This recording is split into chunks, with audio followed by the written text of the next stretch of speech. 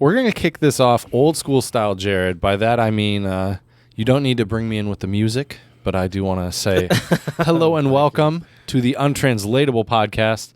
We are excited to be back in here today, and we have quite an interesting episode coming at you about some of the myths, some of the mysteries, and just some of the 101 of the Manosphere, which... mysteries. Yeah, I think some people are very unaware of what the Manosphere is, or they have a very convoluted idea of what the Manosphere is.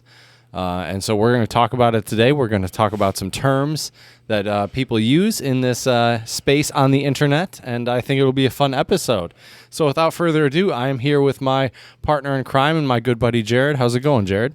Good. Hello. I'll say this: when you first brought up the topic, I didn't think manosphere was a real word. I thought you just made that up, on the spot. And I'm like, oh, that was clever. And you're like, yeah, I didn't make that up. That's what they call it.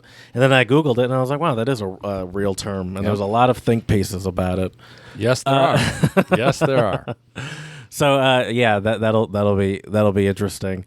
Do you have this? Is this a long weekend for you? Do you have Monday off? It is. Yeah, Monday Nice. is Martin Me Luther too. King Day, Mhm. so we do have the day off. Did your place of employment send out like some sort of email about how Martin Luther King is important? Of course. Yeah, Of course. And he was. I guess they should be doing this, I guess, but for some reason I still kind of roll my eyes when it comes out. But this is what they should be doing. So it's Right. like.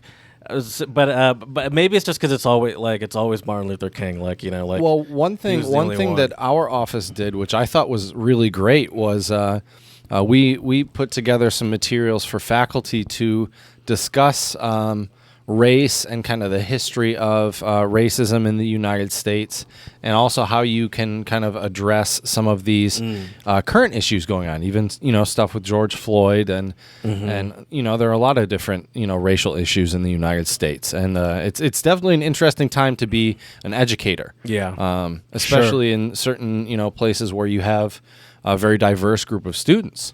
Speaking of the manosphere, by the way, do you find your school, the university area, to be too politically correct?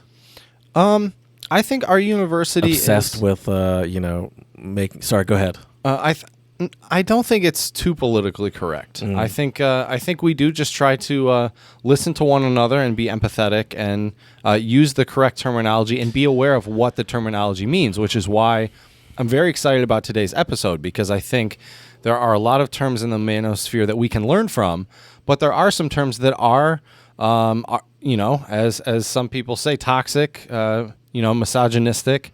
Yeah. It's important to address, I think, both sides of the coin, I honestly think the idea of quote unquote too politically correct is kind of ridiculous. Where it's like, if people feel like it's important to try to be inclusive, I don't understand how that could be taken as such a bad thing. I'll say this also, speaking of the manosphere, your boy's been watching movies again, and I wanted to tell you about this one. It seems very fitting. First of all, I watched Goodfellas a couple days ago. Have you seen Goodfellas before? I've never seen Goodfellas. Goodfellas is a good movie. Okay. I've never seen it either. You know the meme on the popular meme or GIF, or I guess both, of the guy laughing hysterically, surrounded by people. Yes. That's from. Yeah. He's wearing a white suit.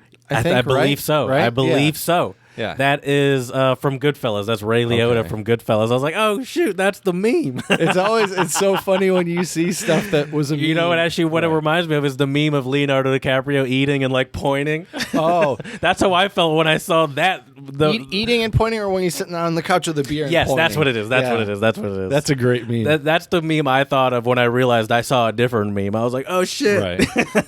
It's crazy how many Leonardo DiCaprio memes there are. My favorite, I think, though, is the one from Django where he's holding up the drink and making that face. Yes. That's such a great one. But that's not the movie I wanted to talk about. But I've just never seen it before. That's not the movie I want to talk about. I've just never seen it before, and it was really good. However, yesterday I saw a French movie from 1955 called Les Diaboliques, and it was a good movie. The plot was essentially that there was this husband or man, I guess, and he was I guess an a-hole, and he was running the school, and he was married, and he also had a mistress, and the wife and mistress knew each other, and Really? they both Did they know that?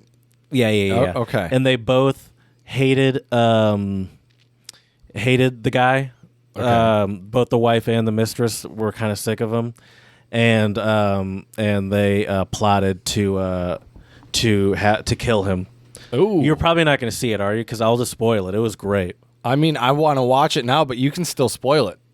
Where did you see it? On It's Netflix? on Amazon Prime. Amazon. Do you have Amazon Prime? Oh yeah, of it's course. on Amazon. Yeah, of course. It's on Amazon Prime. Okay. And it was really good. Maybe I shouldn't spoil it if you're actually going to see it, but it was a real. Don't spoil it, and I guess we'll have to leave it till not next episode, but we'll Sure. leave it, and we can talk about it. It was just a very you were constantly like, what's going to happen? Oh my god! Like what? I love movies like that. Where's it going?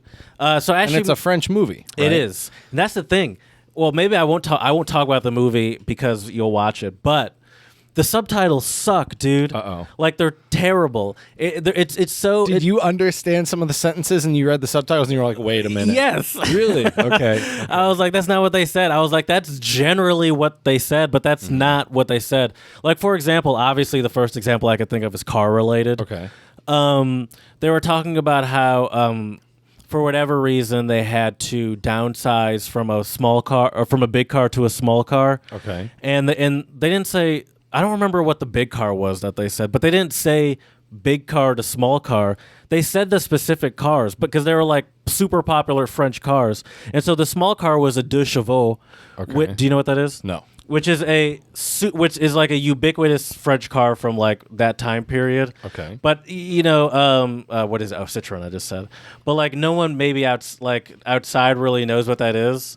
So deux chevaux, I believe that's DCV is what they call it. Yeah, like one of these. Oh yeah, things. I've seen pictures of that car before. So these are super popular. They were made for a long time in France, and like everyone had them. It's like a Volkswagen Beetle for France or whatever. Right. Okay. And they said like Deux chevaux. Deux chevaux, yeah, Okay. 2 horsepower because 2 horses. Oh really? Okay. Yeah, maybe that's how much horsepower it had. Probably they were certainly super slow. But anyway, I was like, why didn't you say deux chevaux? Why'd you have to like dumb it down and say small car? Oh, that's funny. Okay. And there was other stuff like that. I just can't think of it off the top of my head. But it was just like super dumb, or like sometimes they maybe like food related. Right. They wouldn't specify the food, or like instead of saying like a specific city, maybe they'd say like the south of France or something like that. It was just like, why are you dumbing this down so much? Like, just tell us what they're saying. And it really bothered me because like obviously there are some things I can pick up, but in general I don't understand French. And I was like, but I wanna know what they are saying. I don't want you to just give me like the King James version. Did it get the point across? I'm not justifying what they did. Sure, but yeah. In general, yes. Right. But that is frustrating. But I think it just takes away from some of the fun of watching a French movie. You know what it probably was? The person. No. Low budget for subtitles. Because it's an older movie, isn't it? Or Yeah, is it a more but- recent movie? Yeah, it's an older movie. It's from 1955. I feel like subtitling back then is nowhere near what it is now. But I don't think it was. Oh, I guess so. I just assumed it was probably subtitled much like it probably came out in Or way France, after. just Okay. like in French, and then at some point, someone here subtitled it. Like I imagined that like just Amazon subtitle it. To be honest with you, that's just the Okay. way I thought. I thought I'm maybe not the sure movie how just that came as works. it was, Right. And Amazon was like, well, for more people to see it, we should probably give it subtitles. That's hard work, just- dude, to subtitle. Have you ever had to caption a video? No, I've had to do it a couple of times, and it's hard work. Well, see, that's the thing. It's definitely hard work. You got to rewind a bunch. I could imagine it would be just tedious work. I mean, I get you sick. just put that video on half speed, though, dude. That's the trick. Put it on half speed, and you can usually type it when you go. That's smart. Little life hack out there. Sometimes for I get people doing sick, that. in certain parts if I'm trying to get like the editing right and all right. pod, I get sick of just listening to the same three sentences over and over again. Especially all the dumb crap I say all the time. I really start to hate it. I'm like, God, this sentence sounds really stupid. But it's really more just because I heard it 9 times in a row. Right. So, yeah, I could imagine that. And that's the thing. At first I was going to say, but, now, like YouTube, they do like it's computer generated. And but they're pretty good for the most part. It's pretty good. But there's no way that's what it could have been because the computer's not smart enough to like change it from deux chevaux to small car, Right. Like it would change it for what it is. And it would probably it would be more literal than that. Right. So yeah, someone actually did have to go in and do that. Maybe they got tired of trying to find how to spell all these French references and they're just like, listen, it's a small car. It's a small car. You can It's bread, okay? It's bread. You don't need to know exactly what kind of bread it is. Not exactly the grain and the type. Yeah. It's a loaf of bread, okay? Speaking of French bread, though, Jared, I'd like to give a shout out if you wouldn't mind. Wow, talk about unplanned. I would like to give a shout out. Speaking of French bread, the headline reads, this is from NBC News, French baker's hunger strike saves apprentice from deportation. Wow. And the quote here is, if you protect someone, you protect them fully.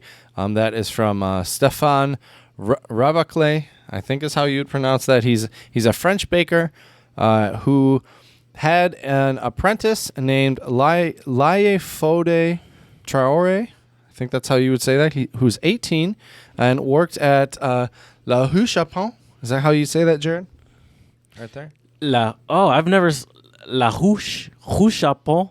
Probably. Okay. I said that with an accent accidentally. Probably. I've never seen that word before. Hoosh.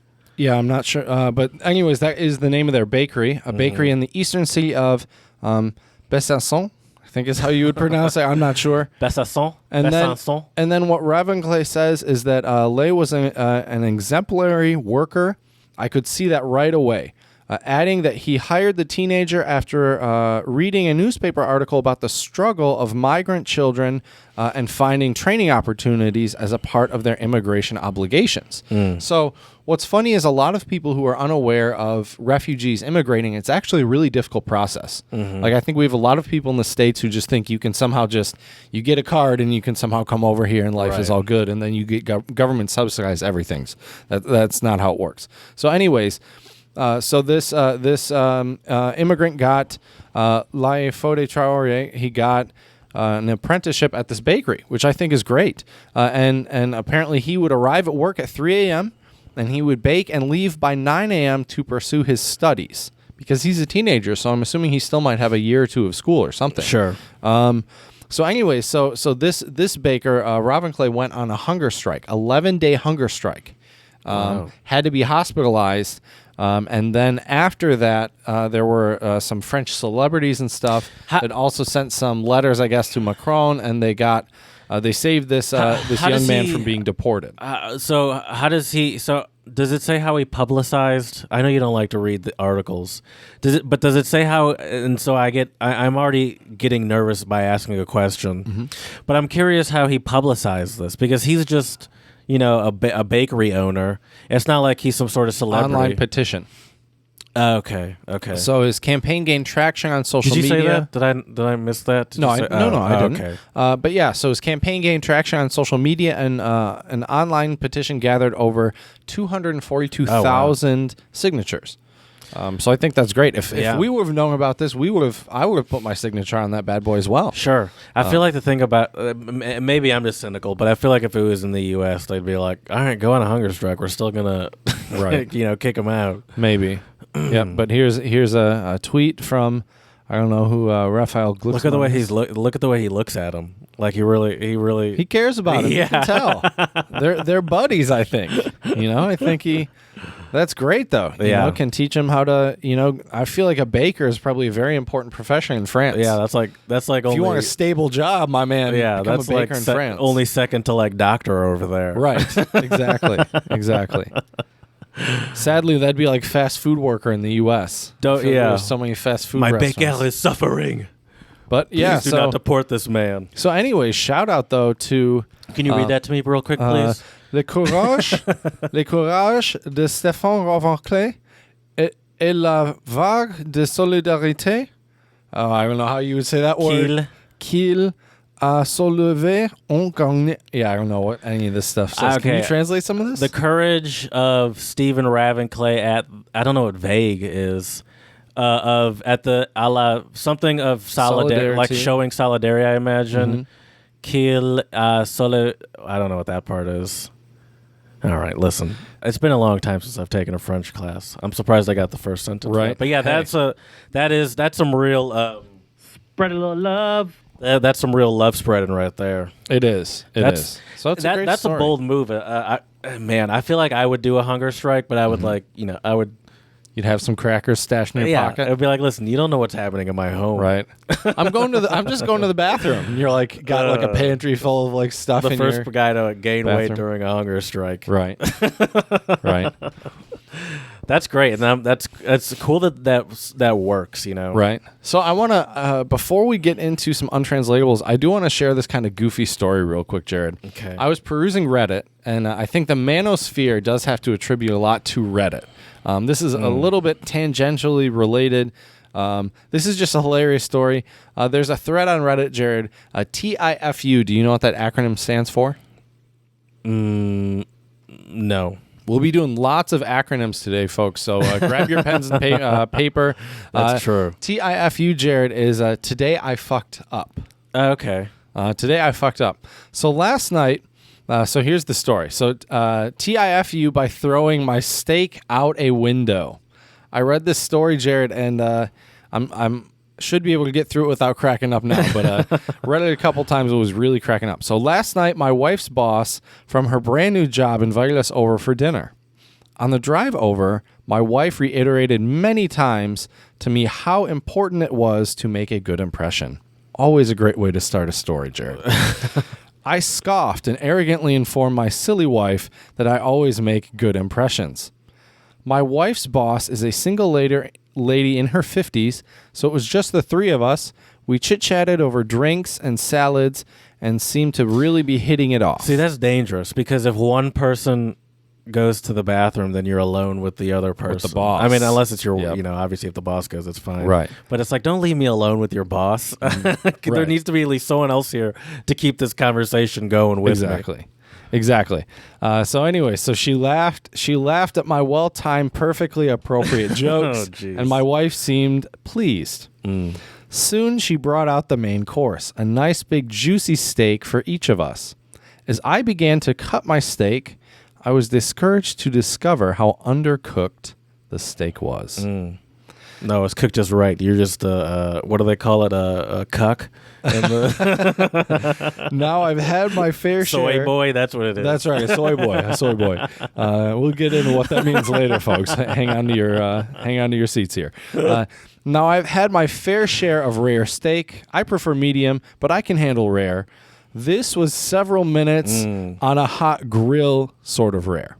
I probably just seared on the outside. Yes, really. Exactly. I probably could have resuscitated the cow if I had tried. Instead, I sat there fidgeting with my knife and fork, worrying about how I was going to get away with not eating this steak. Claim veganism? No, I'd already feigned over the enthusiasm of getting a great steak. Just then, our hostess excused herself to the kitchen to take care of some dessert preparations.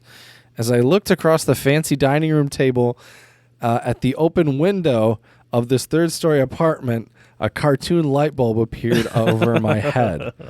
I knew I had to be decisive, realizing that she could return at any moment. I committed. Do it or don't. I grabbed this steak with my hand, gently shook the juice. Oh, no. And executed a perfect throw right through the center of the open window. He couldn't, because it would be too much to get up with his plate. Here's the big time FU. Fuck up. The window wasn't open. What? It was the cleanest fucking window you've ever seen in your life. What? That is until my mostly raw slab of steak slammed up against and slowly slid down, leaving a trail of juice in the wake. My wife, whose steak was a nice medium rare and was unaware of my predicament, turned, jaw dropped, and stared at me like I was an alien from another planet.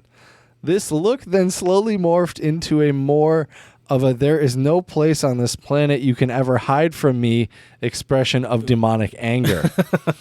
My wife's boss heard the thud of the stake on the window impact and came quickly. She took in the scene, the stake sitting on the windowsill, the blood trail on the window, my empty plate. At least you didn't break a window with the stake. And then gave me an inquisitive, puzzled look. I just didn't know what to say. It felt like a minute of silence, but was probably 3 or 4 seconds. Finally, the best I could manage was, I'm so sorry. I'm such a klutz. I don't know. I was just cutting it. That's genius. And it slipped. Just ask my wife. I'm really a klutz. Don't do that. Right, honey? No help coming from her direction. I will clean this up. I can't believe this. I'm so sorry, etc. That's a smart move because I have done that and like something slid into my shirt or something before because it slid off my plate. I was trying to like cut it really hard. You have to really be doing some work on that. For it to go thud against the window to go firmly across the room. Yep. Yeah. No. Obviously, that's a stretch. Exactly. That is wow. Jeez. Yep. I just thought that was a hilarious story. Hope that entertains some of you out there because that is. Have just you a had any moments like that where you just had to like make a decision? You're just like, I got to do something. Never like that before. I've probably had some like I have to make a decision on like throwing food away before, but it was like into the garbage. Yeah, not never thrown against a window. Yeah, the worst is if you're at like a big event and a bunch of people bring some food and then they're like, "Oh yeah, did you try my potato salad?" And it's like oh, the ones with the raisins in it and the. Ooh. Or what I've done is I've filled up my plate at the beginning and then took some bites and like, oh no, yep. This is not what I was expecting. You got to test the waters, Jay. And then important. The move is to do the throwaway because usually it's going to be a paper plate or something where you like upside down and you're like, no, I'm just pushing it down. That's the move. That's the move right there. Yeah, I've definitely done a couple of those before. For sure. All right, let's get into some. Well, Jared, I think you know what time it is, right? That's right. And untranslatables are idioms, proverbs, axioms, phrases, sayings that don't always translate on a one-to-one basis into English. And we are your tried and true certified untranslatable experts to decipher them for you. Today, by the way, all I have is the Manosphere. Okay, good. I have glossary. A couple. Great. I have a couple Bahasa phrases. Do you remember where they speak Bahasa? Indonesia. Very good. I actually do have one from La Diabolique, but please go ahead. Oh, okay. So I'll give you that one too. Well, actually, let me here. You might even be able to read this because I'm an old man and I keep my font big. I'll get us started off though, Jared, with actually a Mandarin or a Chinese untranslatable. It is Gang Jing. And Gangjing means strike out. Wait, what language did you say that was? Chinese. Oh, you changed it. Okay. Sorry, Bahasa. Yeah, sorry. I'll start off with a Chinese one. Sorry. We'll go into Bahasa in a minute. So Gangjing, it means gang means like a strike out or like cross out. Mm-hmm. Jing means spirit. So like to cross out spirit. Oh, it's like the opposite of stay positive.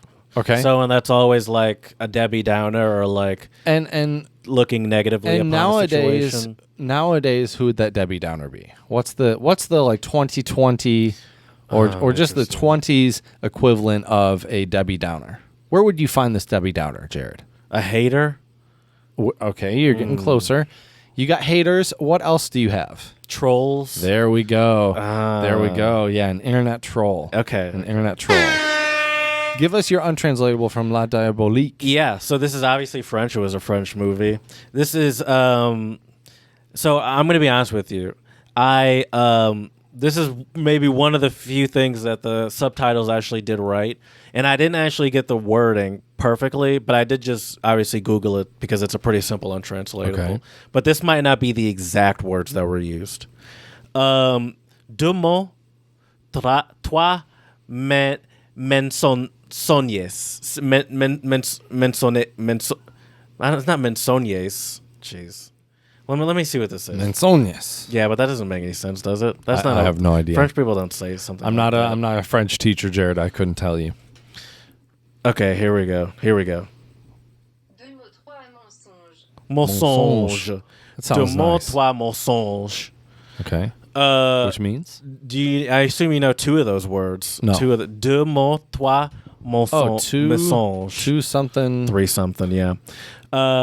2 words, 3 lies. 2 words, 3 lies. Ooh, interesting. I'll say 2 this. 2 words, 3 lies. I'll say this. This came up when the husband was talking to his wife, when the wife was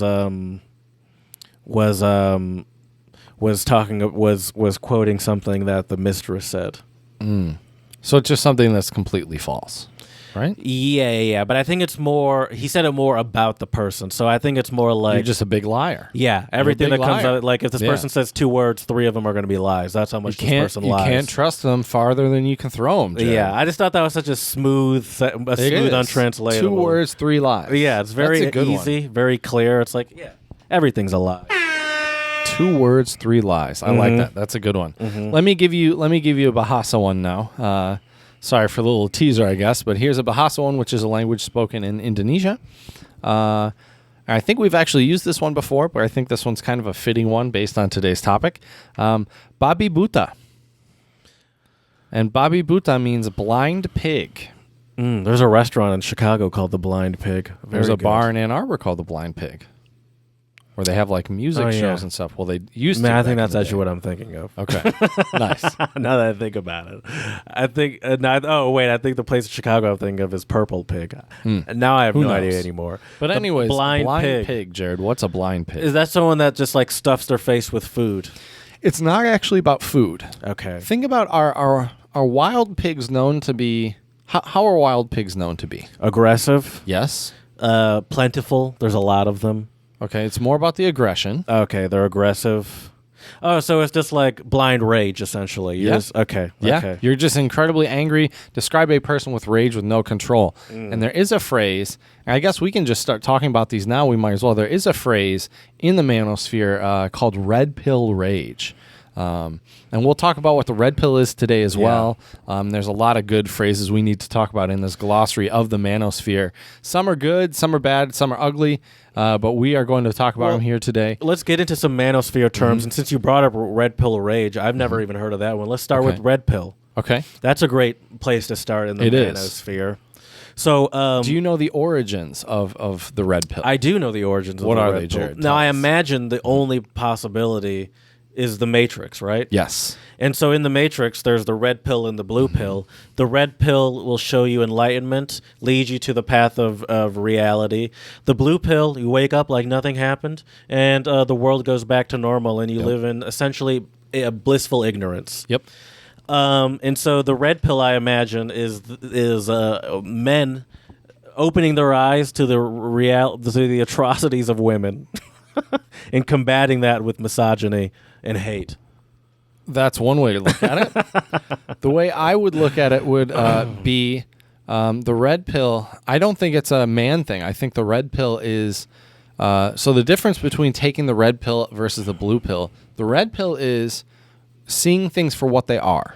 The blue pill is seeing things how you want them to be or how they should be. Yeah. Right. And that could go with relationships. That goes with finances, money.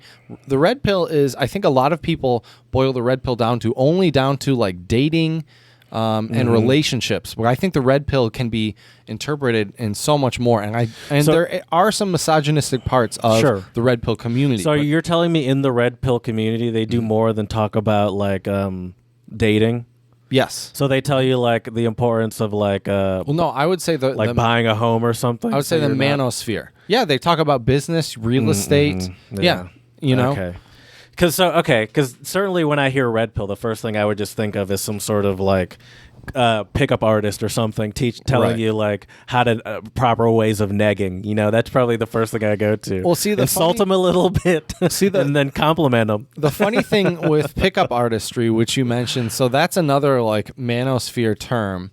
And a pickup lot of artist, people, and a lot of people.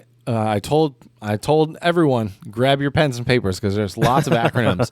PUA is what people usually call it online. Oh, sure, okay. A pickup artist. And we actually know someone who built quite a career as a quote-unquote pickup artist. And actually, they actually contacted me to try to get me to join his Freedom Business Mentoring Plan. But I think it's about $3,000. Also, and I'm not really sure what the program entails. That just sounds like a pyramid scheme just by the name of it. Yeah. And then you bring in more people, and that's when you start making money. Right. Yeah. Exactly.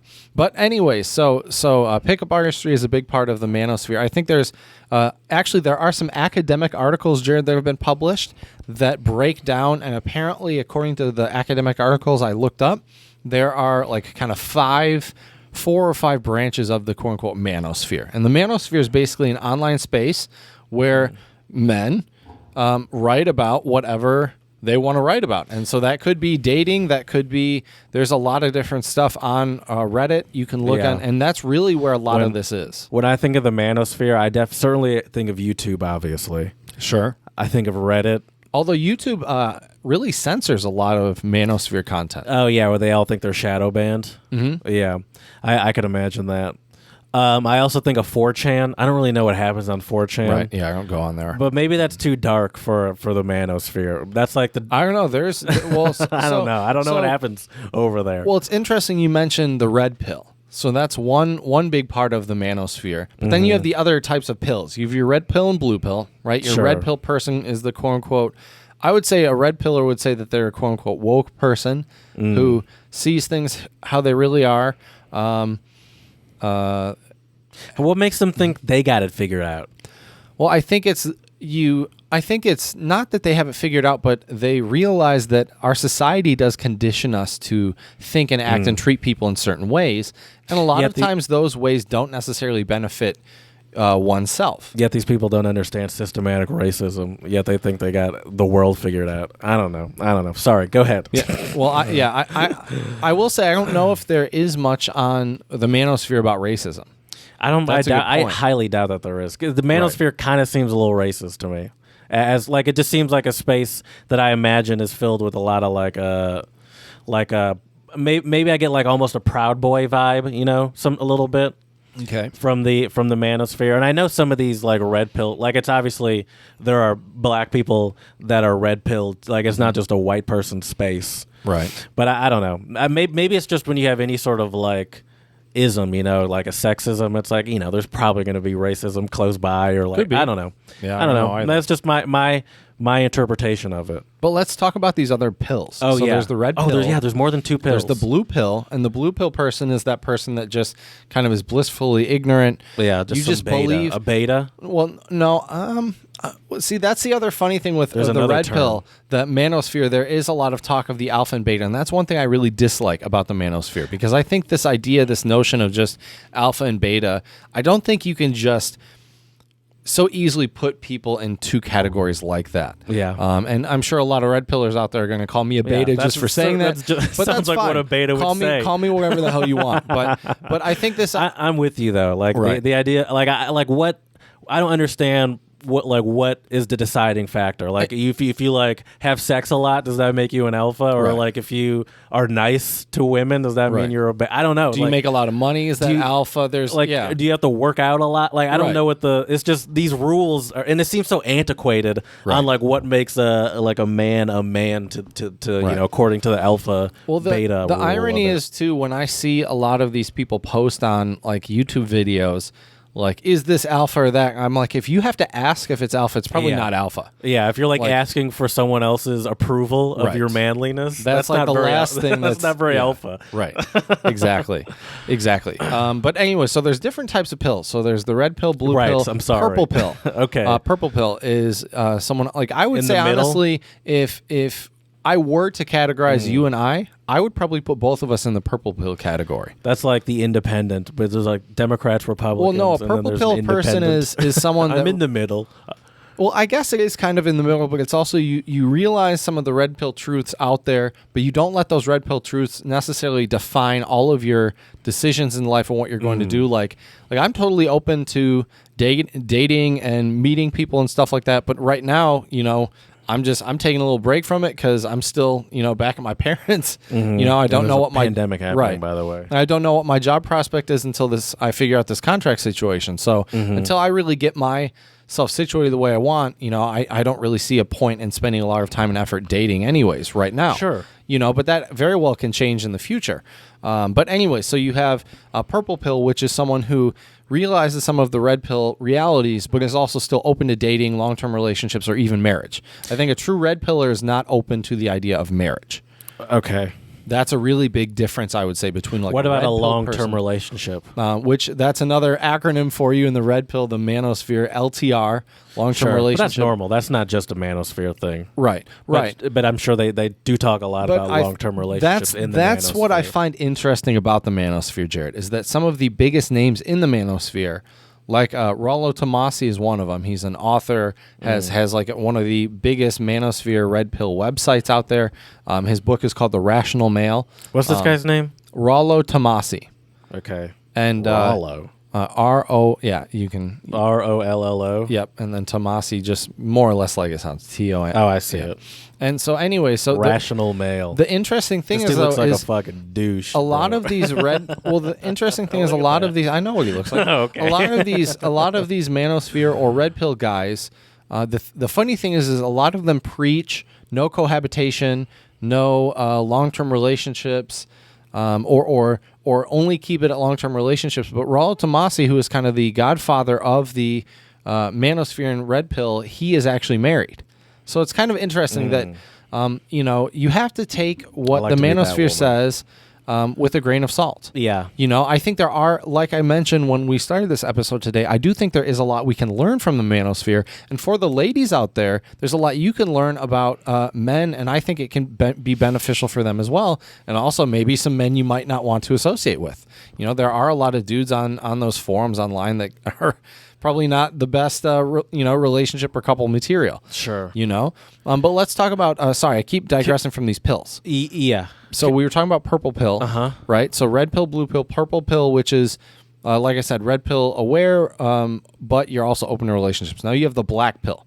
And this is where the toxicity and the misogyny and all this. Do people admit that they're black pills? Oh, yeah. Okay, yeah. they're like, I'm black pill. Yeah. Like women are ruining a lot society. of these proud incels, which incel stands for, if you're not aware, involuntary celibate. Another Manosphere term that's gone mainstream. Yep. Well, I think the red pill is going to become more and more mainstream as time goes on, Jared. I really think so because it's growing on YouTube. It's new. This is a new concept, right?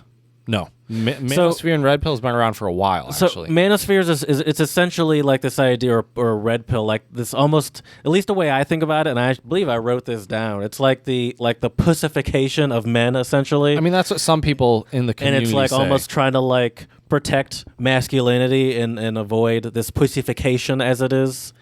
This is what people, I'm not saying I agree with this. I'm just saying that is what it is. Right. How long has it been around? This idea that men are becoming weak. Well, I think the Manosphere, actually essentially started with MRAs. Here's another acronym for you. Do you know what MRA stands for? Isn't that like military ration? Men's rights activists. And now I will say these people I find a little bit, they're a little bit on the extreme side, in my opinion. Now, I'm all for fighting for rights for whatever group you want. Women, men, minorities, whatever. Well, okay. Yeah, well, if they don't do anything that's technically against the law, they are allowed to vote for whoever they want to vote for. No. I'm just saying. I just meant for them to protest. In front of us. That's a different way to protest. not advised. But anyways, so. What were we talking about? I lost my train of thought. MRAs. So I think that's actually where a lot of this started. And I think this started actually in the 90s, if I read correctly. Would MRAs be black pilled? Or they don't have to be necessarily black An pilled? MRA, I think this was before all the pill distinctions were a thing, I think. That's new. Kind of. I would say it's not. I don't think it's as new as you think. 10, 15 years? Yeah, I think that's new. Yeah. Okay, fair enough. I think news it's an internet thing. It's the idea of pussification of the. So when I said before Manosphere is relatively new, I meant like 20 years, within the last 20 years. That's probably, I would say 20, 30 years. Okay, that's probably accurate. This idea of the pussification is new. Maybe, yeah. I mean, I guess you don't know really past 30 years ago what they were doing. Right, exactly. But I imagine every generation had like people being like, oh, kids these days, they don't know. Of course. Yeah, so I guess the idea is I hate to say it, but one day we might be those people too. Oh, for sure. I mean, I look at TikTok and I feel that way sometimes. I was like, these kids find this entertaining. Speaking of TikTok, though, there have been a couple kind of Manosphere or red-pilled guys that have gone on TikTok, and it's caused quite a stir. What kind of stir? If you just Google Myron Gaines TikTok scandal or something like that, and I'm sure something will pop up. He basically posted a couple videos that were controversial, and due to their controversial nature, they went viral. He's a YouTuber and does stuff with... faces backlash for TikTok roasted for giving controversial dating advice. Yep. A man on TikTok is facing backlash after he posted a video sharing his dating advice, which many users dubbed both sexist and weirdly similar to dog training. Oh, here, I'll just play some of it. Here, actually, let me just read it, because they do this annoying thing where they just put the words on the screen. Right. Oh, no, I can all these guys look like douchebags. I don't know. Maybe it's just because I know what he's about to say. When a girl tells you, hey, let's rain check or reschedule, you simply respond, hey, that's cool, but I'm not really a fan of flaky girls. If we go out, you're going to pay for drinks or dinner or whatever plan you guys had. Because the reality is this. With women, when they give you undesirable behavior, you need to punish it immediately so she knows it's not acceptable. Because if you take her back and take her on a date, after she did some BS like that, she's gonna think it's okay. Don't reinforce bad behavior with positive treatment, okay? That is sorry, I got distracted by I believe LSV8 in the background, or LT, I should say. Mm-hmm. Yeah, that does kind of sound like dog training. Sure. Yeah, yeah. I think that's a little extreme. I will say though, there is something about. I would agree that if someone flakes on you for no reason, I don't think that's acceptable behavior. Like for example, if we plan to do a podcast and say I were supposed to come to your place, and then 9:30 rolls around and I'm not there, and then 10:30 rolls around and you hit me up. Sure. And I think, so I think... I'll say this. As someone that has experience on dating apps, in my experience, if someone is going to, like, reschedule, usually it's like, or, like, says, like, oh, I'm busy, like, out of nowhere, they're probably just not interested. Yep. But I wouldn't take that as an opportunity for a training exercise. Right. So how much of this does he text? Does he text the part also where he says this needs to be punished immediately? Where does the text end in that? Right, I have no idea. He said, all right, next time you're going to pay for drinks. Like, all right, that's fine. I'm not a big fan of flaky girls, though, so if we do go out again, you're going to pay for drinks and dinner. And here's the deal. With flaky girls, you got to take care of that behavior immediately. It's like, is this part of the text message? Yeah, I don't know how you handle that.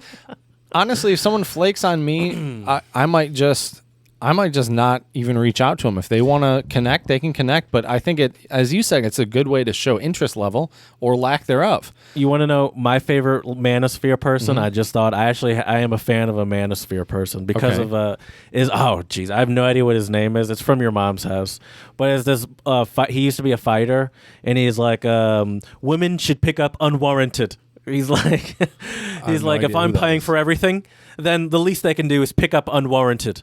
And then he's like, and then he's also like, still waters for poor people. He's like, I had a friend say, oh, I don't like the bubbles. You don't like the bubbles? What are you, a pussy? He's like, only poor people and pussies drink still water. Oh man, that's hilarious. If you go out with me and I'm paying, you're drinking sparkling water. That's right. We're not poor people. We're drinking sparkling water. Man, that's hilarious. But then he's also like, women should pick up unwarranted or unquestioned or something like that. And he's like, I'm paying for things, so this is your contribution. Mm-hmm. I don't actually like it. They just made fun of him on the show. It was so okay. Let's go ahead. Are there more pills than those four? I don't. Probably, but I think those are the main ones. Okay, blue, red, purple, black. Black is the most extreme. And that would be red. Your incels, I think. It would go from extreme to least, black, red, purple, blue. Yep. Yeah, kinda I mean blue. kind of like a ski slopes or something. Right. Exactly. Okay. Can I give you some more terms? Yes. I mean, I'll just quiz you on some. All right, here's one. Jesus Christ. Alpha fucks, beta bucks. Have you heard that before? Of course. I've never heard these before. You make it seem so obvious. There are some Manosphere guys that I follow on YouTube, and I'll talk about some of them later this episode once we finish with these terms. But so the alpha. Beta bucks is basically it just means that the kind of quote unquote bad boy dudes are the ones that get the bedroom action, and the more quote unquote nice guys are the ones who have to take them on lavish dates, and the girls kind of have to slowly open themselves up to the idea of being intimate with that person. Let me give you the Wikipedia glossary definition. Obviously, yours is good, I'm sure, and I believe you. I'm just going to I want to hear it. Different. Yeah, is a two-phase mating strategy in which a female spends her youth riding the quote-unquote carousel with the hot alphas before finally settling down with a boring but well-heeled beta who likely as not will then get cuckolded and this is on Wikipedia and eventually be taken for everything he's got in a divorce settlement. So it's essentially just like a guy that just marries some woman and settles down a boring life, but she gets bored with him essentially and goes to the alpha who's fucking. Right. Well, I think the interesting thing about this is terrible, by the way. I think this is so childish. This all seems so childish to me. Well, it's two-dimensional. I don't think I think the thing that kind of lacks in the red pill and the manosphere is that there's a lot of considerations you have to make, and a lot of these things are generalizations. And also, I think I wanted to do a disclaimer at the beginning of today's episode saying that these are just terms out there. We do not necessarily believe and agree in all of these terms. Or use any of them. Also, it's interesting that it seems like in this manosphere conversation, the whole point is like don't get caught up with women. Just have sex with them, and that's all that they're kind of good for. Essentially, is having sex with. Is the vibe that I get a lot, which is why they seem to be so afraid of relationships, LTRs. Which is funny because a lot of the big content creators on YouTube, a lot of them do have a long-term relationship or do have a girlfriend at least. How much do you think is this them exploiting a bunch of incels on the internet? I think a lot of it can be attributed to it. I think it depends on the content creator because I do think there are other content creators out there. I'm sure they believe it too, but right. But I do think there are other content creators out there who are really helping a lot of young guys out there who lack direction, who lack that type of father figure, and I think there are a lot of red pill truths out there about dating, about life, about relationships. For example, I think a very obvious truth out there, if we're, and this is a generalization here, but if we're talking about a straight man and a straight woman, right? Generally speaking, an attractive woman is just going to have a lot more options than an attractive guy. Like if you have an average attractive woman, average attractive guy, I think that girl, at least if we're talking about, physical kind of, that kind of intimacy, the girl will always have more options. And I think the red pill kind of recognizes that. And I think being aware of how the dating game is, having quote unquote game is like in the pickup artist community they talk about. That's another, you just brought up what I feel like is a big part of the manosphere is rating women. Is rating. Yes. Yeah. Yes. Well, and that also comes from what they call the SMV. Jesus Christ. Which do you know what that stands for, Jared? SMV. Hold on. Let me try to figure this one out. SMV. And this involves rating women. I mean, what do we rate people on really? If we're talking about looks, why are we really rating them?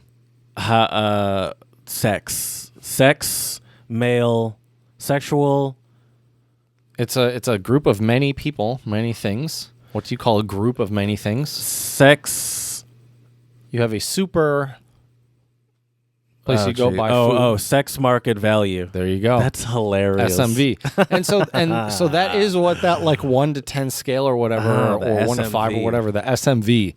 That's another thing I've noticed in the manosphere is they love to like rate women, but the funny and themselves, men too. But the funny thing is, I think we all do it. Like I think, and the funny thing is, I think it's always. But that's kind the of thing been implied. The thing is, we all do it, and I don't even think there's a problem with having some sort of internal rating in your head. Sure, but like, I just don't understand. First of all, I did do some research. Reddit is a great place for some manosphere research. Oh yeah, that's where you find everything. I did see some ratings and the ratings are so harsh. Yeah. Every time I would be like, oh, this girl's probably like what, 7, 8. It would be like 4.5. Her fucking nose is weird, or I was like, all right, this one's got to be like a 9, 10. Right. Like 5. And I'm like, geez. I mean, it's all definitely very subjective. I am clearly a beta cuck or something because I'm like, I don't know what's happening. But that's the whole point.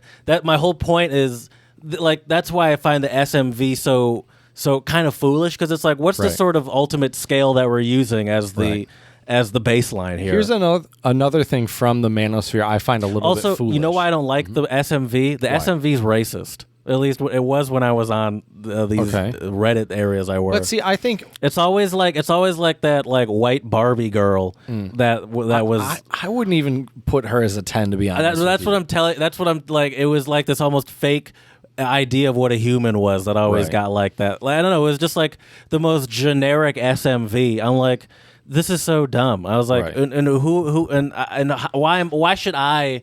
And who is making the rules? Exactly. Why should I listen to this stranger tell me who's hot or not? It's like, oh, so now my own eyes don't matter anymore because this person's like, oh, this 4? And I was like, oh, okay. Well, once again, Jared, I think there is some truth in the cliche statement that beauty is in the eye of the beholder. Yeah, for sure. That's why I think the SMV is stupid. It is problematic, for sure. There's another thing related to the SMV that I found on the Manosphere that's also pretty kind of funny, and I think this is also an issue in the Manosphere, or it needs to be more considered, is the concept of the wall. Do you know what the wall is? Mm-mm. And usually these content creators on YouTube, the way they talk about it is they say that she, quote unquote, hit the wall. What do you think that means? It's like you've already peaked on your attraction. Yeah. And you're on the downswing. Right. Like I imagine when you hit 22, 23 is what these people are saying. That's the funny thing is in this 17, online, 18, is that when you hit the wall? I think most of them, the range would probably be like 16, 17, 18, which is kind of weird and gross, all the way up to I would say probably 20s. I would say though, if a woman takes good care of herself, I've seen attractive women in their 30s too. Wow, that's a bold statement, Chad. That's a bold statement. I'm being 100% sarcastic. I think it's funny that you had to say that. Oh. That like no, I've seen attractive women older than 30, believe it or not. Right. Where it's like, of course, yeah. Right. So that's the thing. I think the wall. It's too. Obviously, we're talking in generalities here, but it's just too. I don't know. It's so cut and dry for a lot of the red pillars, and I just think life is more complicated than that. You know what I mean? And I think for a lot of dudes, like if you're a guy in your 20s and you don't take good care of yourself, you're not going to look very good either. So I think the concept of the wall. Some red pillars really say that, like, it seems like they say that, men age like wine. And I'm not saying this is what I believe. This is what, I've seen online is, men age like wine, quote unquote, women like milk. And I'm like, I don't know if that's necessarily a fair assumption. You know what I mean? Are there any? Yeah. And then, of course, it's a dude saying that. I mean, but that's what they say. Like George Clooney gets better with his salt and pepper hair. Right. Meanwhile, like, Emma Stone, as soon as she hit 21, people are like, ugh. Well, how old is she? 80, 82. Oh shoot. I have a question for you. Are there any women in the manosphere? I think there are a couple content. Any creators. women that are like, don't be a cuck. Well, I think there are a couple content creators that are. The ones that I've seen that like have been, or is there like a woman's no, there's not a woman's version. I don't think. No, there's not. That doesn't make any sense. No, and it's the funny thing is I think if you had an equivalent of a manosphere as like a womanosphere, I guess is what you'd call it, right? Mm-hmm. It would be or femosphere. I don't know what you would call it, but it would. Oh, here we go. It would be what? It would just be very different. I thought it would be very different. That's called feminism or something. No, it would. I don't think. I don't know if the equivalent of manosphere is feminism. I don't think that's no, because feminism involves like snakes and pigs. That's not even a close comparison. I thought you were going to compare them, being like, but like manosphere is like looked down on as negative, but feminism is I thought. That is what I thought would be the manosphere take. I mean, the manosphere is definitely, I think, looked down upon by a lot of people. Yeah. And there are definitely some hateful, bitter toxic people on there, but I don't think it's all as bad as people Back make to it my out. question, though. Are there any women in the manosphere? There are a couple female content creators on YouTube that I've seen, like, when I was perusing through a lot of this stuff, I saw a couple of them, and there's like one convention called the 21 Convention, where a lot of the content creators in the manosphere give speeches. Like one guy that I used to really convention? like. That's rude. I shouldn't say that. That's terrible. That is pretty terrible. That was a dark joke. That is very dark.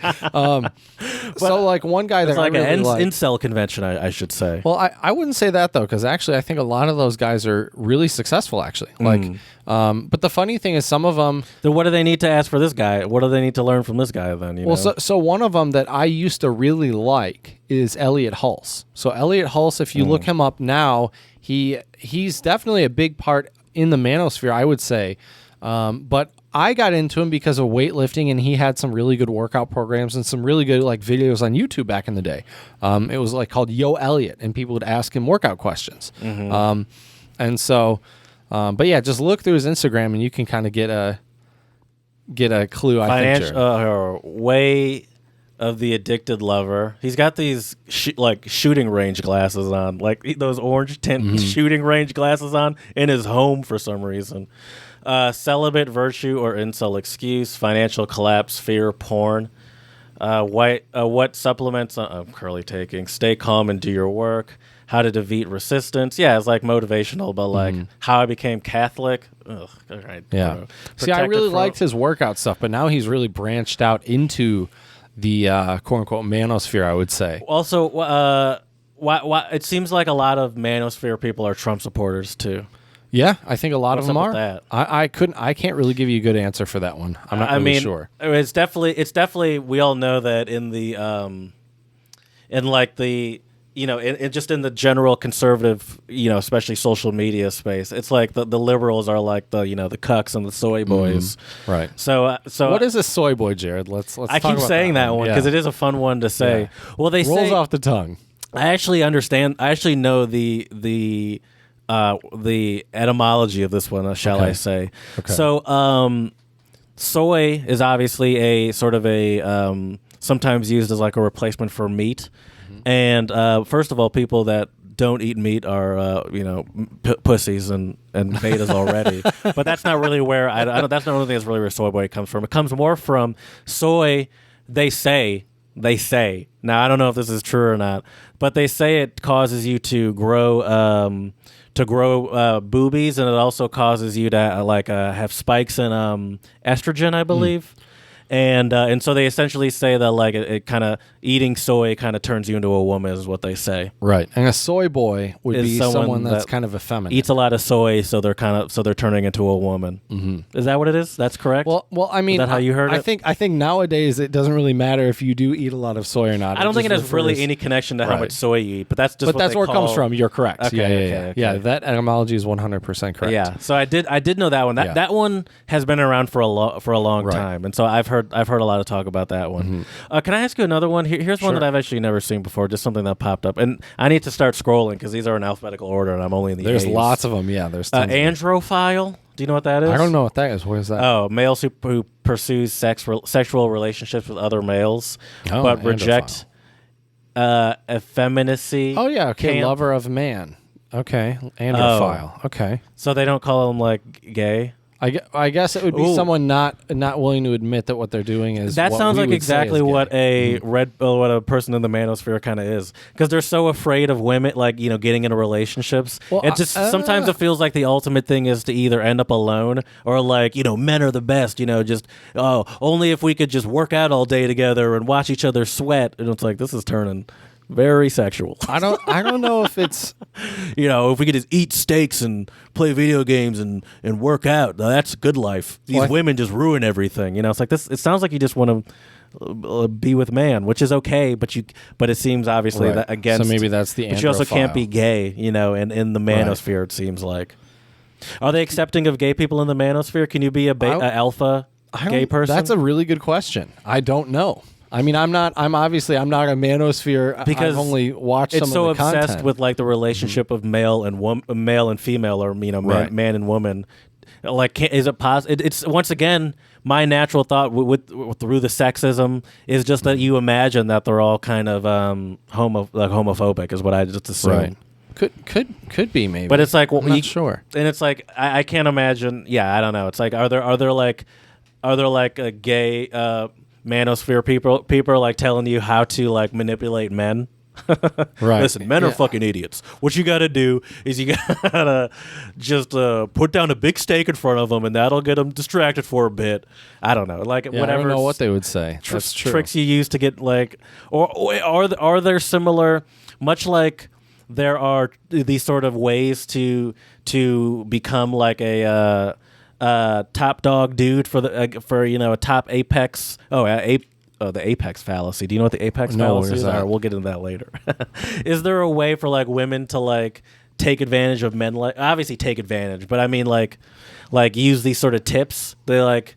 This, like, well, I guess they do say that. There are probably like manosphere people like these are the strategies women will use to take advantage of you. I can imagine them saying that. Well, I think that's what can be useful about the manosphere for everybody is you can see how, because I do think there are some truths about dating in the manosphere that people say, and like there was this guy.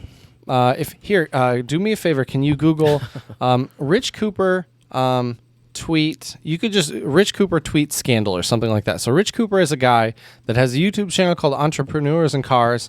I think he has a lot of great content on there.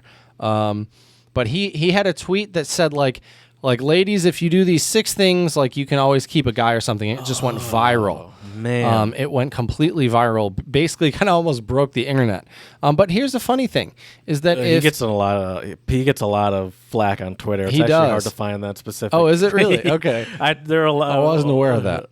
But anyways, so the whole point here is that if you think about it though, a lot of times what the manosphere will point out is if a guy says something that is considered quote unquote scandalous by the media, if you were to flip it and if Cosmo were to put out 5 things that women look for in a guy, and they say they would like him to have a good job, they would like him to be in decent shape.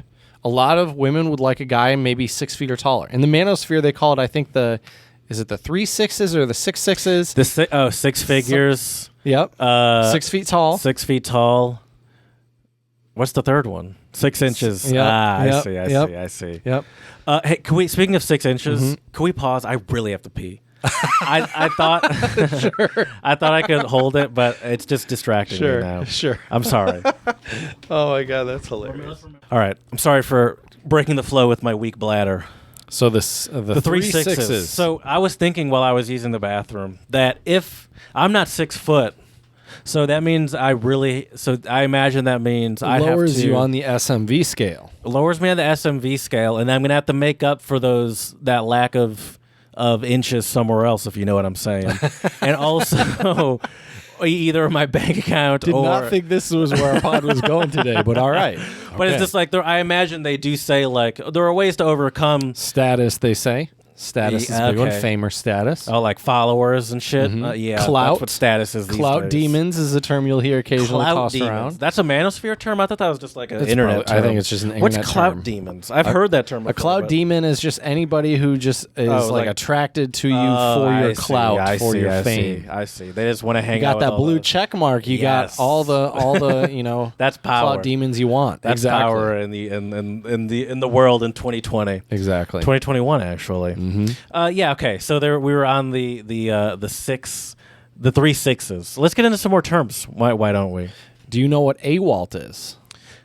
I do because I saw it, and I'm glad you brought it up. Maybe I should focus on the acronym specifically because that just does seem like a very acronym heavy. Oh man, but I passed it up. Let me see if I can remember. AWOLT. All women are LT.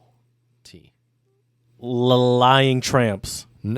Wow, listen, you took it even further than it was. I'm just trying to think of what these. I don't feel this way about all women. Right. We're just discussing. This is what I imagine the manosphere people think. All women are like that. All women are. Oh, I see. I do find this term problematic because once again, in the manosphere and in general, you have to paint a broad brush. You're talking about things that are very general and broad. A whole group of people. Right. But at the same time, I feel like I feel like it's better to discuss it in terms of like some content creators will discuss it as human nature because I do think there is difference between desires for men and women. I think they can be a little bit different, and I think that's okay.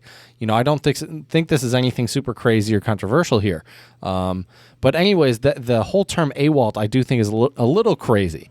I don't think that all women are like that. Neither are all men like that. That's the same thing. I think AWOLT is the equivalent when you hear some ladies saying the term all men are trash. I think AWOLT and all men are trash is, I kind of view them as kind of having a similar kind of message in a way. You know what I mean?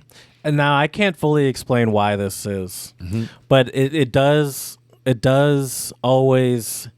Why does it hit different when like the, I don't know, what do you call it, the not, I don't know, it's always hits different when it's not the like quote unquote oppressed group. So like. Right.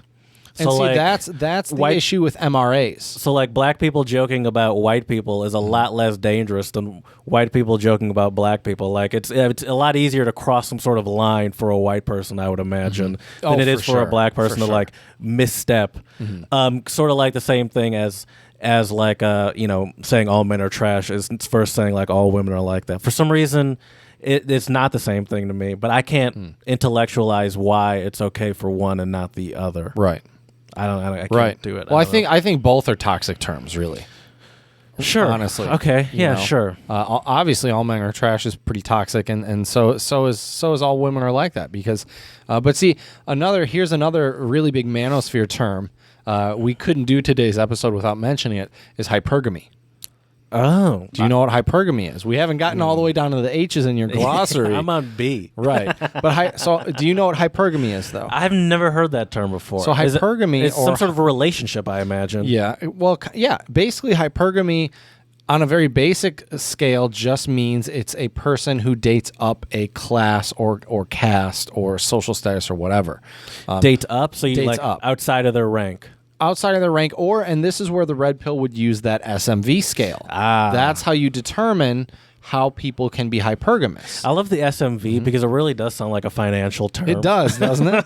But the funny thing is, I mean, at the end of the day, though, Jared, like when you're out playing the field or whatever, I mean, that's what it kind of is, like the dating market, the dating field. You know what I mean? So yeah, I would say that the way people rank is definitely problematic because it's so subjective, and I think what you or I might find attractive in a partner or what we look for in a partner could be very different from a lot of other people.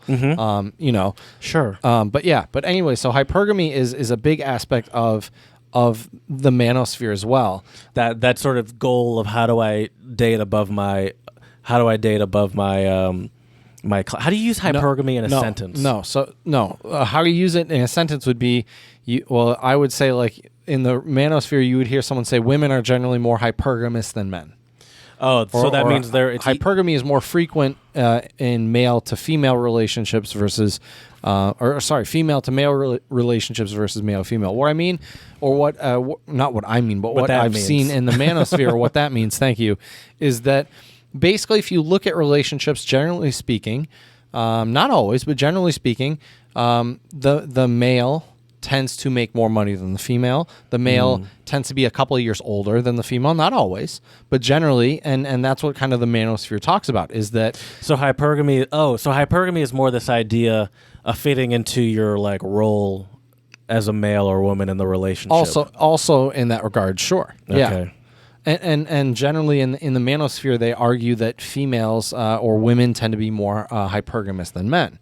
So they want to fulfill some role, is what you're saying? No. What that means is women generally want to marry more up than men will. Oh, I see. So for example, if we do take this SMV scale into consideration, if you're a dude and you're a 6, you're probably going to be, and this is according to the manosphere, you would be getting or marrying someone or being in a relationship with someone that's probably a 4 or a 5 because they would be going up generally. But then the quote unquote times when you see an older guy with a beautiful younger woman, the manosphere would say that's because of money or status. That's why or he's a sugar daddy, as a lot of people will say too, and sometimes that is true.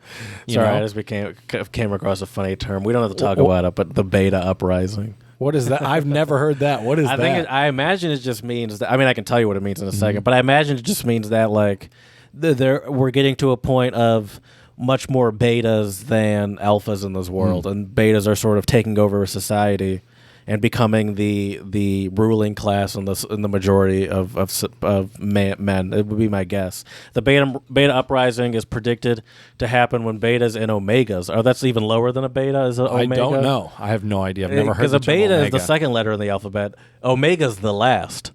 That's a big difference. That's probably your being ultra a beta nice apparently guy. sucks. Imagine if you're an omega. Right. You're just a doormat. Well, then there's also this in some of the manosphere terms I looked up as well. There's also the sigma. Huh. And a sigma is kind of your more lone wolf alpha, at least according to what I was reading online the other day. So yeah, excuse me. And omegas become filled with omega rage and collectively commit acts of violence, thereby intimidating. We haven't talked about red pill rage today, have we? I mentioned it, but we haven't actually talked about it. Yeah. So let's talk about it. So red pill rage, and I think this is where the manosphere and incels, this is where really the toxicity and negativity of the manosphere comes to light. And so basically, this term, red pill rage is basically where you kind of realize that things are not the way you thought they were. Like, for example, I think a lot of guys out there, they think that if they are, a lot of quote unquote nice guys out there think if they're just nice to a girl or they're friends with a girl, they can cash in their nice guy tokens at the end of the day, and the lady will want to be physically intimate with them. And that's not usually the case. Like being nice to someone does not equate that anyone owes you anything. You know? Red pill rage sounds like it's almost part of this awakening process for these people. And that's the weird I've been thing. lied to all this time. Right. And that's the weird thing. When I came across a lot of this red pill content, I can tell you I had kind of two moments in my life that kind of quote unquote red pilled me or just made me look into the manosphere and find out some of this. The first time was when one of my exes cheated on me. That really, you deserve it. You're a beta. I guess exactly so. what happens. I guess so. Well, it blindsided me completely. And thankfully, I have to give her some props because she was honest with me about it. She could have never told me. I never would have known. Sure. And there are a lot of dudes out there that that could be happening, and ladies too. Men and women both cheat. I'm not saying that one's better or worse than the other. Anyways, so that was kind of the first time and that's when I realized it's been over 2 years since I've been out talking to girls again, flirting with girls again. And I was like, you know what, I'm a little rusty. I need to brush up my chops. So where did I turn to? I turned to our old Austrian buddy, Max, who had all those videos on YouTube. So I went down that rabbit hole a couple of years back. I never know how to apply tips when it comes to dating. I feel like I always just revert to whoever I whatever I normally, I'm not even going to say whoever I am, but whatever I normally do, Right. I can never apply a tip in the moment, Well, you know what my tip is, honestly, is just don't overthink it. Yeah. But a lot easier said than done. But anyway, so my second kind of red-pilled moment was in my previous relationship where I was trying to do everything I could, and it just seemed like whatever I did just wasn't enough to make her happy. And when you are trying to do really everything you can, and then just it's not really reciprocated, you start to ask yourself, well, why? And then you ask yourself, what am I doing wrong? And the dangerous thing is, I think for a lot of young guys, they get on, and this is where the incels come in, Jared, is when I think a lot of the young guys get involved in the manosphere and they see a lot of this content. And if you're young and you don't have a lot of life experience, and you're just taking what these quote unquote red pill gurus are saying without a grain of salt, I think it can be kind of dangerous. But there are some things that I think one thing in the community that is good is just not pedestalizing people. That's another popular manosphere term is, this is what I heard from, maybe this was on Entourage that I heard this term, as Ben Shapiro would say, put the P word on a pedestal. That's right. But yeah, I think, was that from, I don't remember. It was from some Manosphere-esque TV show like Entourage or something. Okay. but it's true. I don't think you should put anything on a pedestal. It's just not a healthy way to live life, I would say. Do you see my next Manosphere word up there? No, what is it? Chad. Is Chad the only one? Because there's a couple other names that go along. with that. What have you heard that goes along with that? Oh, you're gonna make. I was hoping you would asked. say it. Yeah, I don't know what you're talking about, but I'm very curious. There's a content creator named Coach Greg Adams, and there's quite a few of them. And he's a black content creator, and the term they use is Chad is usually the white dude. Mm-hmm. What do you think is the name of the black dude? Who's the black equivalent of a Chad? Something stupid. Tyrone. There you go. Jesus Christ. I mean, Tyrone's a real name, but it's just such a generic. Hey, Chad's a real name too, buddy. That's true. You're looking at one. They're both super generic names for the race. Right. Just to pick, I mean. You'll hear Chad, Tyrone, occasionally Pookie, and Ray Ray will be the other ones in the Manosphere, the terms they use. Okay. But yeah, a Chad is basically this ultra alpha dude, is basically what it is. As someone who's named Chad, it's a little irritating sometimes because... No, you're just going to slide over what the full name is? What? You just disregarded that part? You said there's more to the name than just Chad. What do you mean? Didn't you say...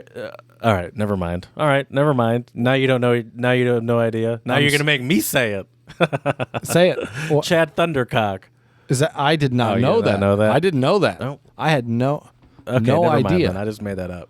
I've never heard the that man, term before. The myth, the legend. Chad or Chad Thundercock is an archetypal.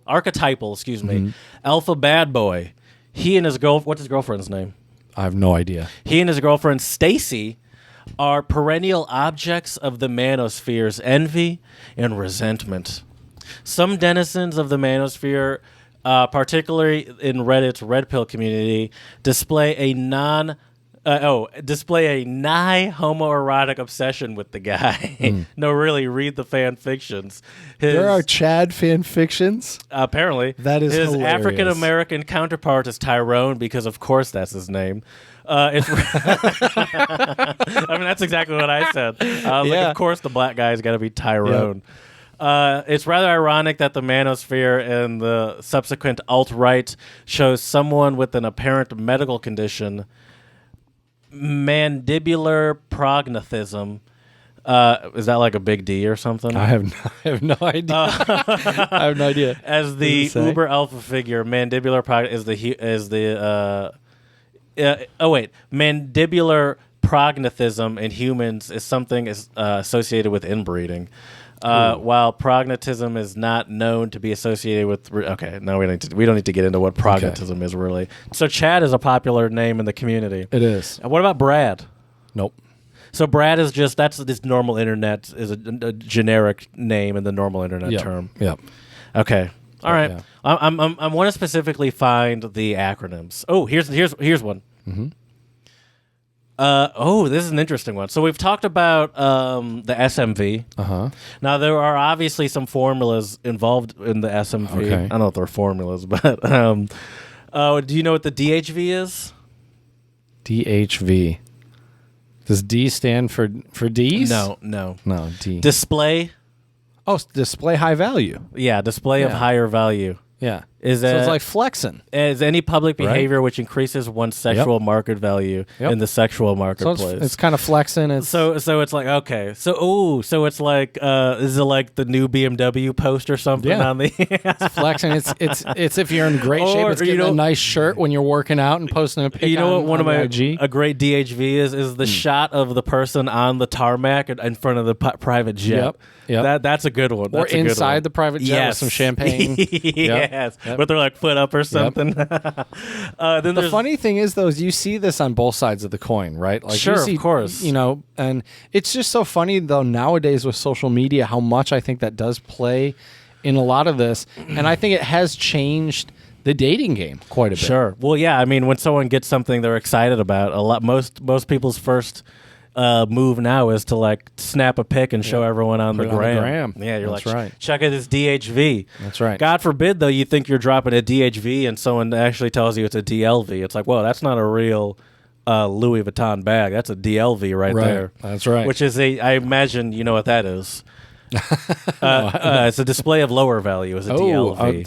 Okay. So if you were to say, as I mentioned, have the fake bag and try to flex it as real and someone calls you out, you know what a DLV is in the car community? Speaking of BMWs is a good example. Sometimes what you'll see is someone with like a a BMW 330, you know, which is just sort of like your run-of-the-mill base model BMW. But what they'll do is they'll take off the 330 badge and put on an M3 badge. Oh, sneaky. Which is like the top-of-the-line sporty one.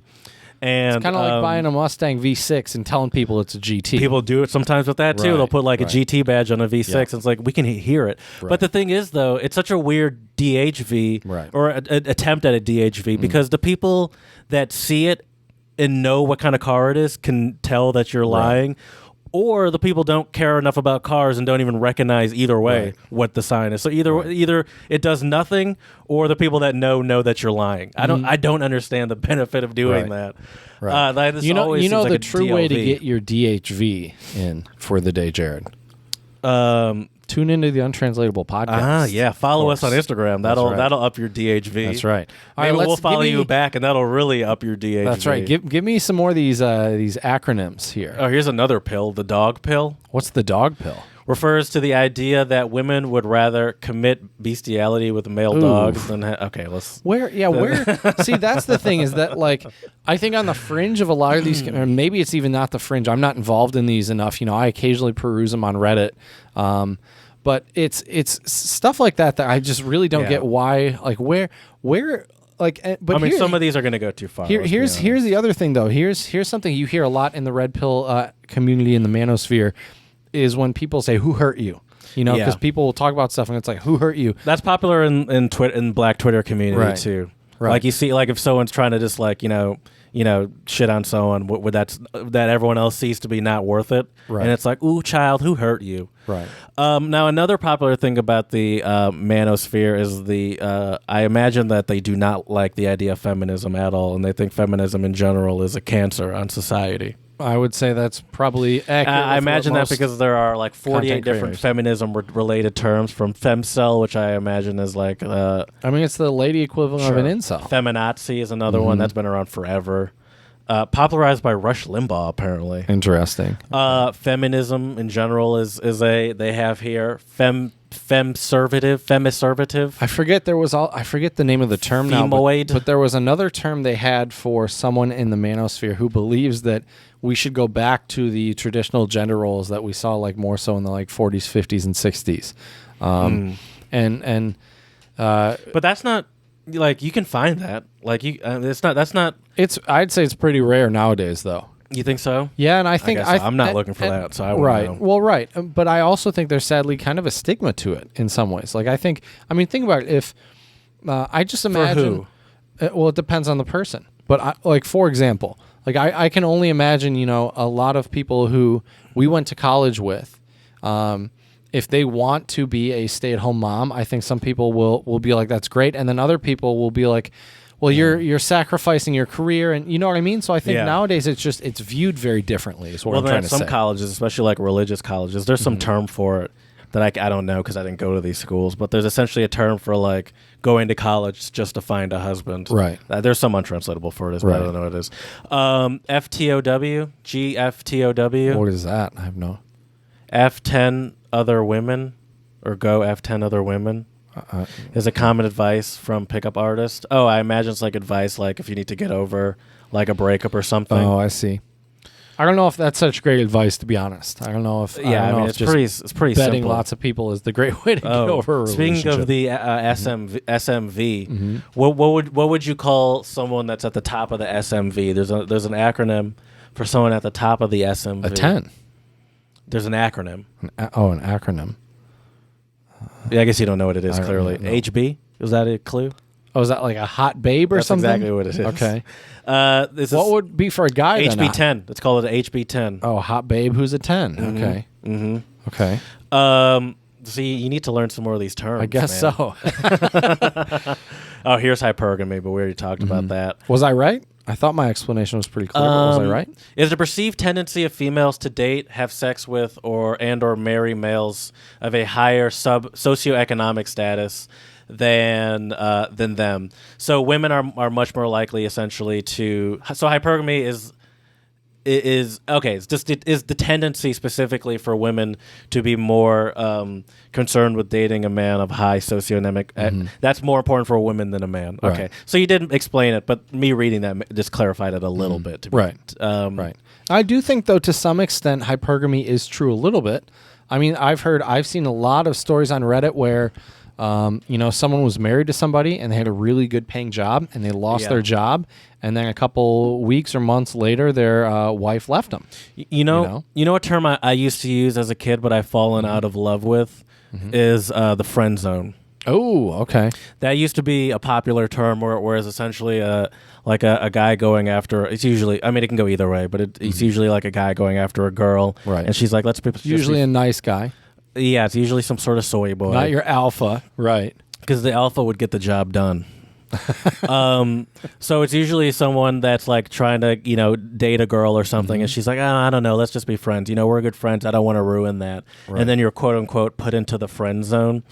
I used to like that term used to make sense to me, but now I just feel like it's just like a way for. Like it's just the person's not interested in you, right? And that's just like the person's too nice to tell you that, so they're just like, let's just be friends. It's just like I don't want to date you. It's essentially right. And I don't know. I just hate the idea of the friend zone. Also, like it's some sort of zone like you had a chance but you ruined it. Now you're in the friend zone, where it's like in reality, I feel like you probably never had a chance to begin with. Well, right. That's a great point you make, Jared. I think the biggest fallacy with the friend zone is assuming that other person is automatically interested in you. But you ever had a chance to begin with, and that you now got relegated to some zone. Which is why I think actually to some extent the idea of SMV is not necessarily 100% a bad thing. Because if you're kind of aware of where you fall, I think it gives you more realistic idea of who you can date, and you can act accordingly. Whereas if you have this lofty opinion of yourself and you meet these people who are not, on the same SMV scale as you, as they would say. But beating the expectations of the SMV scale are possible. So if there's someone that you perceive to be much higher than you in the SMV scale, you're saying just don't bother going after them because you're wasting your time. Is that what you're saying, Chad? No, I'm saying that they're too good for you. Just accept it now and learn that you're a loser. No, I'm saying that you need to be aware that this person, like. I think it's like a measuring stick. Let me put it this way: it's a measuring stick. What I mean by that is, where do I fall on the SMV scale? SMV Chad? scale. Well, let's do it the way that they would rate it, right? Because okay. I know you as a good person, so I'm too biased to give you an accurate rating. I'm not going to be offended when you give me a 3.5. I'll give you the Manosphere rating. I'll try to give me the honest. Give me don't worry about my feelings, and give me an honest Manosphere breakdown. Of me. Honest Manosphere, and you're welcome to try to do the same to me as well. First of all, I would say you do have the finances, and I would also say you have the fitness in check. I think you could get in a little bit better shape, but I can too. See, this is what I'm telling you. You can't be nice. All right, fine. You're gonna ruin it if you're just nice. If we just compliment me. All right, if we base it, I'm gonna tell you because I'm not a 10 or anywhere close to a 10 on the SMV. All right, if we were to base it on where we're both at in life right now, I would honestly, I would hate to say this, but I would give you a 6, and I would probably give myself a 5. Okay. Because I'm comparing ourselves with all the other dudes out there. I think that's fair. I think that's fair, and I do think it's fair that you would be slightly lower. We are in your parents' home right now. Yep. That's not going to hurt your SMV score. No, I take that into account. Exactly. I think that's fair. That's fair. Yeah. 6. Wow. 6. That actually feels kind of nice because based off of the ratings I saw on of at least women, if I somehow translate that to me, I should be like a 3 or a 2. But the thing is, though, I guess, that's the thing about the SMV scale, according to these Manosphere people, is that men have more. Women on the Manosphere scale, it seems like their only redeeming quality is their looks. But men, you have to factor in like their finances and their status, their height. Right. Like it seems like to some degree we have so much more. Of course, this is all made by dudes. Of course, we have many more opportunities to grow our SMV than women to make the men feel better. But like it is interesting that it's like it's just looks for women, but it's like, well, you might be ugly as a man, but you can make up for that with money, or if you like start some business and are a CEO or something, and have the status in a business. I do think the Manosphere does focus too heavily on looks and money. I mean, obviously the SMV, they call it the sexual market value, but I think at the end of the day, it really depends on what your goal is, right? If your goal is to just do your own thing, and here's another important acronym we haven't talked about yet, which we need to before the episode ends because it's a big part of the Manosphere, is MGTOW. I've never heard of that one. Men going their own way. MGTOW. Dude, I just said that. What? I said that. Didn't I say that? Did you? I don't Where the think hell? you did. I definitely. Oh wait. No, I don't think we've talked about MGTOW. Okay, here I could have sworn I said men that. Going what their the own way. hell did I say? You said fem FM. No. Oh. You said something. FTOW. Yeah. Go F10 other women. Okay. Yeah. Okay. No, you didn't say MGTOW. It was close because they're both Tau. I was like, I could have sworn I said that. Okay. So MGTOW is men going their own way. And now the funny thing is, though, is I think the way the media does portray MGTOW, they portray it, I would say, a little bit more extreme than it actually is. Because what I mean is the way the media portrays MGTOWs a lot of the times is, and some of them are like this, but the way they describe a lot of MGTOWs is as these guys who just don't want anything to do with women. I don't think that's necessarily true. I think there are some guys who have realized this is where I rank on this SMV. It's going to be a lot of work, and I'm just going to throw in the towel and not date.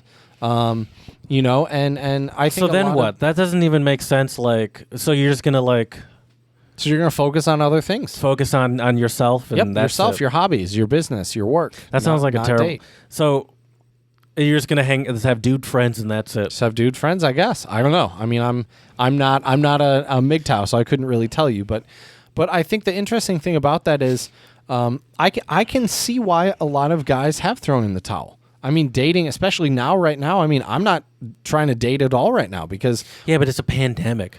But it's not because you're living with your parents and it lowers your. That's a big part of it, and it lowers your SMV. I mean, it doesn't help.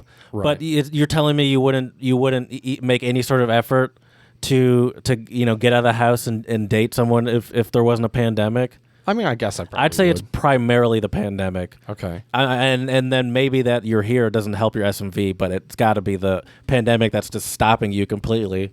Maybe.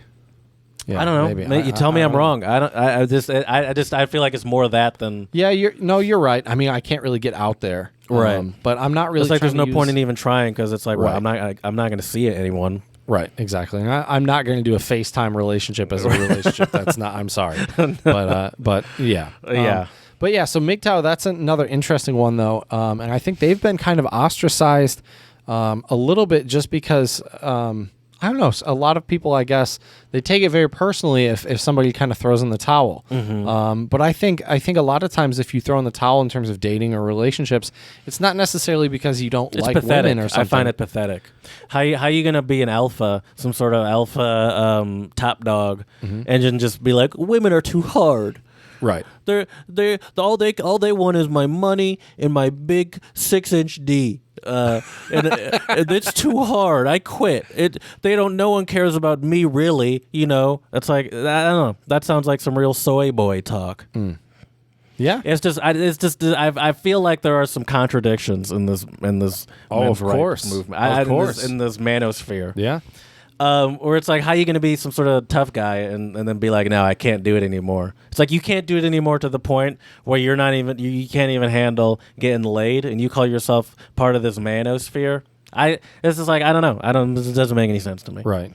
Another big part of it, speaking of which I also unfortunately found out on my research. We don't need to talk too much about this because it's gross, but they seem to be really obsessed with their masturbations. Really? Like this whole idea of not doing it. Oh, that's right. That's true. Not with doing it. Actually, they're very obsessed with not doing it. Right.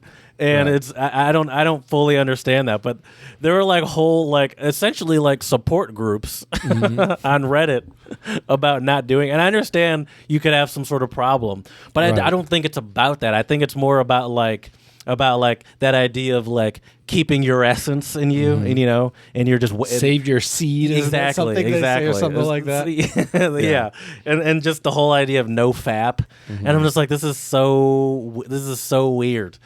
I've just never had this much conversation about my masturbation with just strangers online. Right. And honestly, I was like, does this help? I feel like, I don't know. I just feel like me talking about it all the time on the internet would not help. Right. Yeah. I don't know. I'm different. I understand that. I will say there are some parts of the manosphere as well that are also very anti-pornography as well. Yeah. Very, very anti-pornography. And why is that? Because I feel like that's where they think women belong. Well, the ultimate form of where because that means they're like a slut or something. Right. Yeah, right. I would say that's the opposite of what they would want. Also, I think I find the idea of like, hey, Amber Rose makes some good points. And I think she's right in that the whole idea of calling people sluts and whores and stuff is very antiquated and very dumb.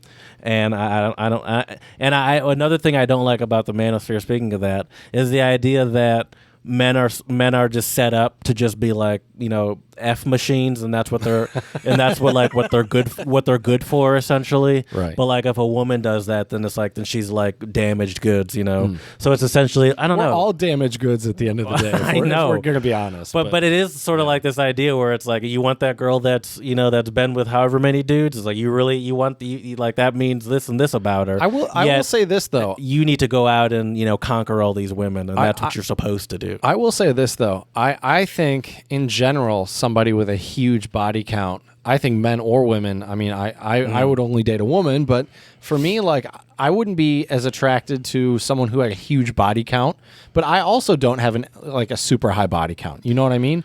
It would be one thing, I guess, if I had, thousands, and then I was like, well, no, they need to only have, 10 or under. That's obviously very hypocritical. Yeah. But I think anybody with an abnormally high body count, I do think you might have either you just really enjoy it, or you might have some deeper trauma or other issues. Sure. Sure. I mean, and that's a fine, line for you to have. I just don't like the idea of, I guess it's slut shaming. I'm gonna say it. I'm gonna be a cuck. I feel like in this episode, this is just me. I'm not really flagged on YouTube, by the way, for all the words we've been saying. Now we're gonna be shadow banned. We are.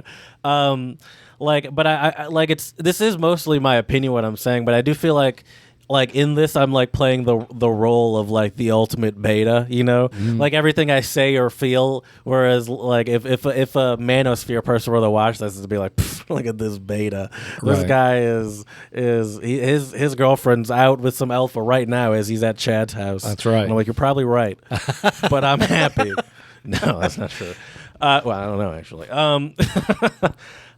So yeah. Okay, let's see if I can find any more acronyms. No, I'm into P's, by the way. So we've talked about hold most of them without even me having to So hold up. say We've them. talked about MRAs, which are the men's rights activists. Yeah. That's one big part of the. Hold up. I had one article that had all the terms. Hold up. Social justice warrior, which is another term I hate. Yep. The SJWs, social justice warriors. Well, see, and that sort of gets into this idea of like one cancel culture, and then also like I can't say anything anymore. But then it also gets into that like just a bunch of like and this is as I go like they're all like MAGA people. It feels like that always seems to be part of it. And the social justice warriors, just that anyone that believes in fighting for what they believe is right is now some sort of like wimp or loser. Or like, right. How about you? You're like, I don't concern myself with these problems. I handle my business. That idea of like, I don't let these problems slow me down. I handle my business, and that's all I can do in this world. Right. Where it's like, so if someone thinks that there's a problem bigger than their own personal finances that they think is worth fighting for to improve society, they're now some sort of like wimp that's not really, that, the way you handle this is by taking care of your own business. It's like, I hate that mentality. So I don't like the term social justice warrior. Right. It's always used as some sort of pejorative, where it's like the pejorative is someone that is essentially fighting for justice for someone. How is that? Right. I don't know. Right. I don't know. It just seems so ridiculous. Well, I will say this though. Also, one more thing. Wouldn't all these people that are storming the Capitol, or that even believe that like the election was fraud, wouldn't they be social justice warriors? Don't they think that? Well, not political justice warriors, I guess. I don't know, but aren't they like fighting for what they think is right for society, no matter how misguided we think and kind of know it is? Right. Like, aren't they social justice warriors too, just for their cause? Yeah, it's a but good they point. But they wouldn't say that because it's some sort of like coward term that they use for like the libs, you know? Right. So. Yeah, it's definitely interesting. Mm-hmm. I will say one thing that does irritate me a little bit, though, is just the amount of, like, it seems like everything Manosphere related tends to, that you see in the media is all negative. But at the same time, there are some positives and some good things about the Manosphere. I mean, the fact that one of the things that men's rights activists really fought for was better rights with custody with children in divorces. Because, historically speaking, a lot of times women would just get sole custody. And that's gotten better over the years, thankfully. But how did they, do you know how they did that? Like, would they like team up with the ACLU? I'm not sure how they actually did that. That's a great question. I just know that nowadays it's better than it was. I mean, but like, I'm sure it's better, but I just wonder who can we like, or who or what group can we thank for that? Because it's like, is it some group that like outwardly says that they're like men's rights activist group that's actively trying to like, I'm just curious or if like the person that's known to be responsible for it, if I go to his Twitter or something, is it going to be filled with like, this is what's wrong with these females quotes? Might be. And like probably. I'd just be curious to know. But I will what say kind of that person we're talking about here. that for someone that occasionally does peruse through some of this stuff online, and I do follow some content creators on YouTube because I do think they have some good info out there. Mm-hmm. I really dislike the fact that the media paints the Manosphere as a whole in such a negative picture when really it's a lot of these black pillars and the incels that obviously give the entire Manosphere kind of a shitty name. But I feel like people don't like the PUA red pill people either, that are like, I feel like that's part of I think that's considered part of the problem too, this idea of how you essentially, what feels like, manipulate women into sex, you know, right? And that's like the goal, and then you did it, and now on to the next one. But don't find a whore, even though you're going on to the cognitive dissonance, even though you're just bagging and tagging. It's just like, I don't know exactly. It doesn't make any sense to me. All right, a couple more. I'm in the final. I'm in the W's, and that's we're done. Let's name a couple more. WB. Have you ever heard the WB? Maybe talking about a woman, I imagine. Mm-mm. Her? WB. Would bang. WW. A Western woman. Oh, okay. Have you heard of that? I can imagine what that is. Uh-huh. Are those females who have, I love how they use females, who have been touched by the evil corruption of feminism and don't wish to have sex with males on demand? Now, I don't know who wrote this, but I feel like whoever wrote this is not a fan of the Manosphere. Western women primarily come from the Anglosphere and are contrasted with foreign women. So I imagine this is the idea of getting yourself a woman from, I don't know, like an Asian country or an African country or something. Mm-hmm. Actually, or South America. South America, mm-hmm. Yeah, that's another example. Clearly, you've been thinking about. No, I'm kidding. I'm not even gonna put that on you. But we're gonna get Eddie all Murphy. This hate mail now, Jared. Thanks, Jared. Eddie Murphy had a joke about about this about marrying a woman from Africa. And then that way she won't know about like divorces where people have taken half from millionaires for doing nothing and all that stuff, and how like you can have her stay at home and cook you dinner and stuff because that's just what all she knows. And then how she starts making friends with American women, and they're like, you don't have to do this. He treats you like an ass. You don't have to. You can get half, right? And then she comes home and she's like, Eddie, what have you done for me? The line is, what have you done for me lately? Mm-hmm. That's the line they use. But it is this idea that like that the American women are corrupting this ignorant, woman from the middle of nowhere into these American ways of just stealing a man, stealing a man's money and using, and much like men say, they seem to talk like women are only good for like sex. It seems like they also think that like they're only good for money, essentially. Like that's what women bring the sex to the relationship, men bring the money. Like that's the dynamic. Well, another dynamic they talk about a lot in the Manospheres, they talk about women are the gatekeepers of physical intimacy and men are the gatekeepers of relationships, like marriage, like stuff like that. Which I think is to some extent a little bit true.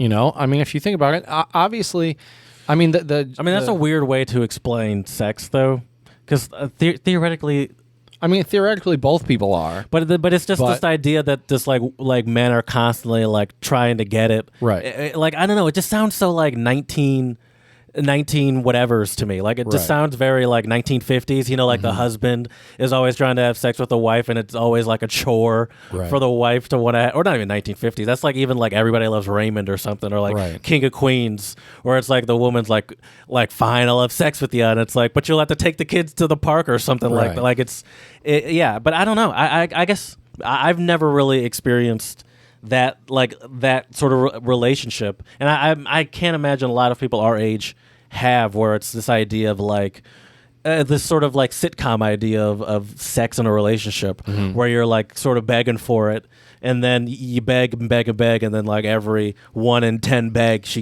gives in, essentially. Yeah, and if you're in a relationship like that, man or woman, you need to get out. Yeah, you also don't want to be in a relationship where it's like a given, know, where it's like fine. Well, that's a big quote from Rollo Tomassi. What he says is, you never negotiate desire. Which I think is actually not terrible advice. Actually, yeah, I think that's a great advice. Point. But just saying that, but when you say alone, it sounds right. But I feel like if I hear like a sentence before or after, I'd be like, well, I don't know if I'd say it that way, you know. But in that sentence, sure, yeah. I mean, another big thing that Rollo talks about is the idea of relationship equity.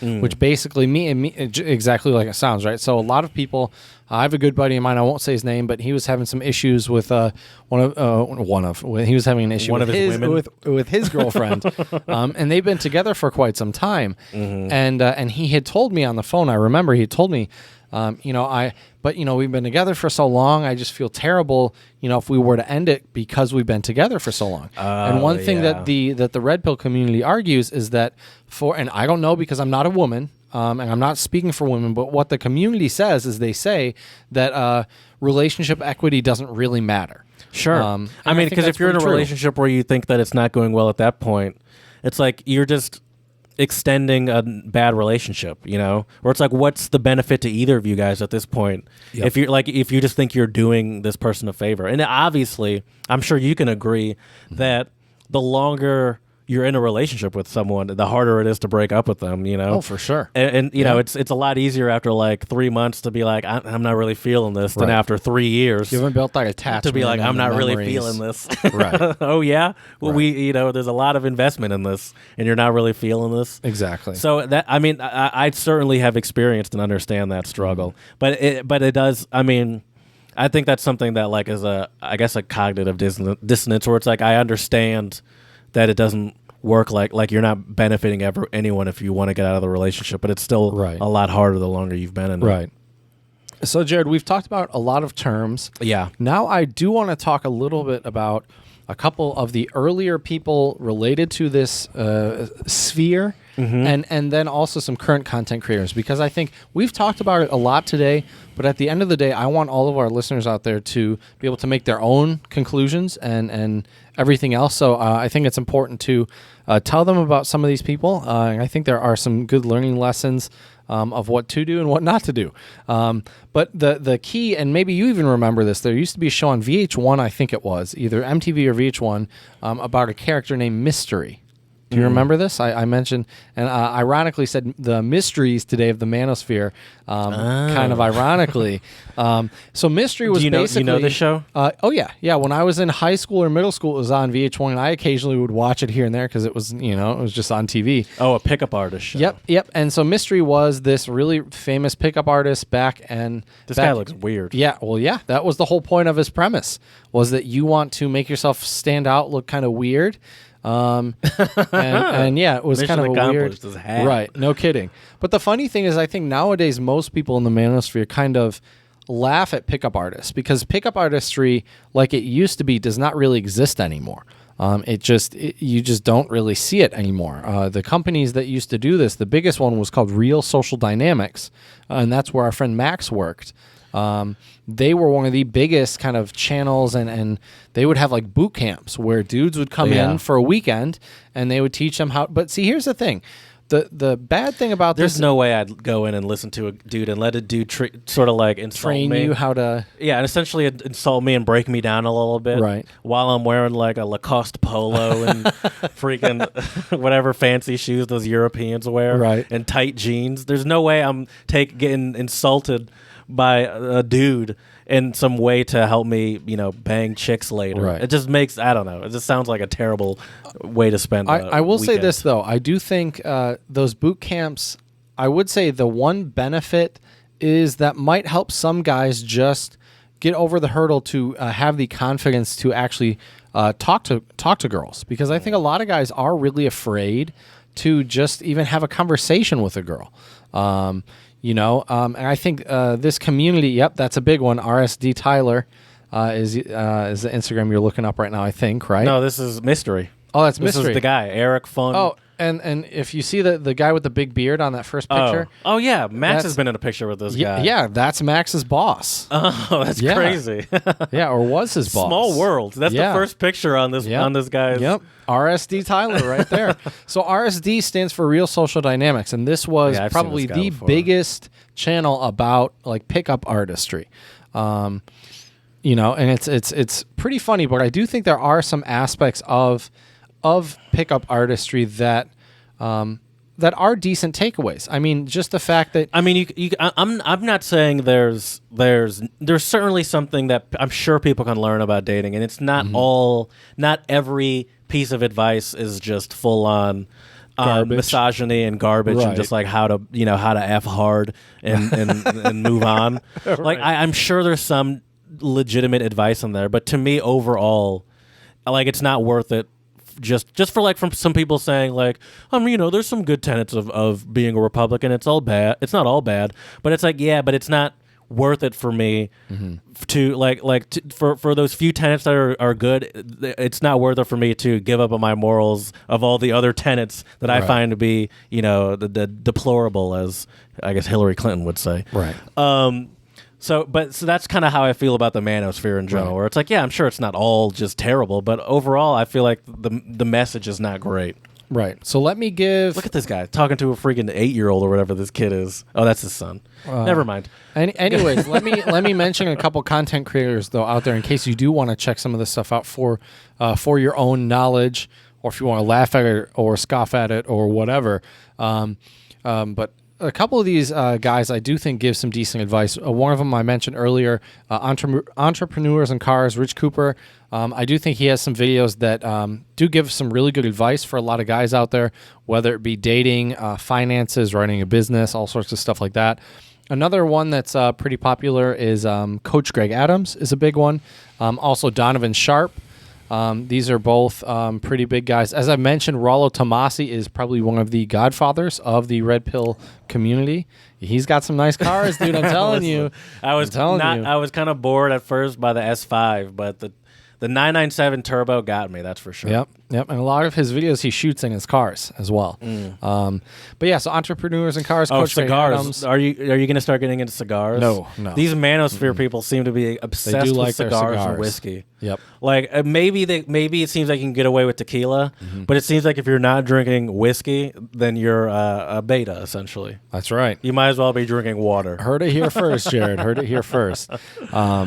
But yeah, I'm trying to think of any other. George Bruno is another content creator I really like. He's actually like a barber and has some really interesting videos there. But I would urge anybody looking at. That's funny. See, but I hate this sort of mentality that you need you need a fancy car to get the girl. It's almost kind of pathetic to me that it's the car getting you laid. So there's this meme that the Entrepreneur in Cars guy that Chad mentioned, where it's a picture of a Prius and it says, "I get 60 miles per gallon." Then there's below. I get 60 miles per gallon. What do you get? Then there's a Bugatti Veyron that responds laid, because it's like $1 million. I don't know. It's just like is it not super manly to be able to get laid and drive a Prius? That seems way more impressive to me than getting laid because you have $1 million Bugatti. Where it's like, I don't need a Bugatti to impress women. I can do it myself. But see, that's because Prius. That's because you got some game. Yeah, unlike if you don't have the game, you gotta, like we talked about, you gotta make up that lacking SMV scale somehow, Jared. I guess so. And if you don't got that game, you got that Bugatti. You don't need to talk. The car's so damn loud, they don't even need to hear you talk. Have a conversation. Fair enough. But yeah, so those are a couple of content creators. I would urge anybody though to go out there and watch these people with open eyes and open ears, because I do think there is sometimes some good advice they give. Mm-hmm. Obviously, some of it is definitely a little bit more old-fashioned, more conservative. You might not agree with it, but I think it's really important to watch and listen to things that you might not 100% agree with. I do want to talk about this, though, Jared, before we get to the song of the pod, because we still, or should we just save that for next one? We'll save it. But I do want to talk about, this is just hilarious, I guess to wrap up today's episode, the Urban Dictionary definition of manosphere. And maybe we should look up a couple terms we've talked about today on here as well. But the first one, this is hilarious. This is the top definition from Urban Dictionary here for the manosphere. According to the Urban Dictionary, the manosphere is a group of websites made for men to discuss men's interests and issues without women nagging them. And then the example sentence here, it's hilarious. The example sentence here is, the manosphere is the best thing since sliced bread. That's the first one. The second one. What's that word? That's like a sponsored one, or word of the day, nussy. Nussy or nose pussy. Okay. A nussy. Okay. If you, I'm sorry I asked. Okay. Anyways, next word, or the second definition of manosphere. And this one is much, much longer, much more detailed. Manosphere, noun. A collection network of sites on the internet that is often very misogynistic in nature. I would agree to some extent with that, but I don't think it's all misogynistic. I agree with that. It's a place where young and old men with no lives gather together to whine about how horrible women are, because one too many. Maybe not the no lives part, but it's certainly a place for men to gather and whine about women. Mm-hmm. Yeah, that's true. That's true. One too many sluts hurt them at one point in their lives, and how they've been victimized by a gynocentric society. The comments on many forums refer to women as, and I'm reading the Urban Dictionary definition here. People are getting angry at me here. They refer to women to being nothing more than being good for sex and household duties. I would disagree with that. They believe a man's value means nothing if a woman makes more money. Also, I would disagree with that. You said that, though. That's one of the keys, is that... In the manosphere, yeah, that's the key of hypergamy. Oh, you're saying you personally disagree with that. Right. I thought you were saying you disagree with that. That's what the manosphere is about. No, that's what it is about. Oh, you don't need to make it... We understand that this is not you saying Fair this. enough. You're reading a... Quoting, okay. Because you're confusing me. I thought you meant you disagreed with that. That's what the manosphere is. No, I do think that is what the manosphere is and says. Okay. They believe a man's value, as I said, means nothing more, or means nothing if a woman makes more money, and feel that a woman has more career and economic freedom. It automatically makes her like a man and turns her into a slut.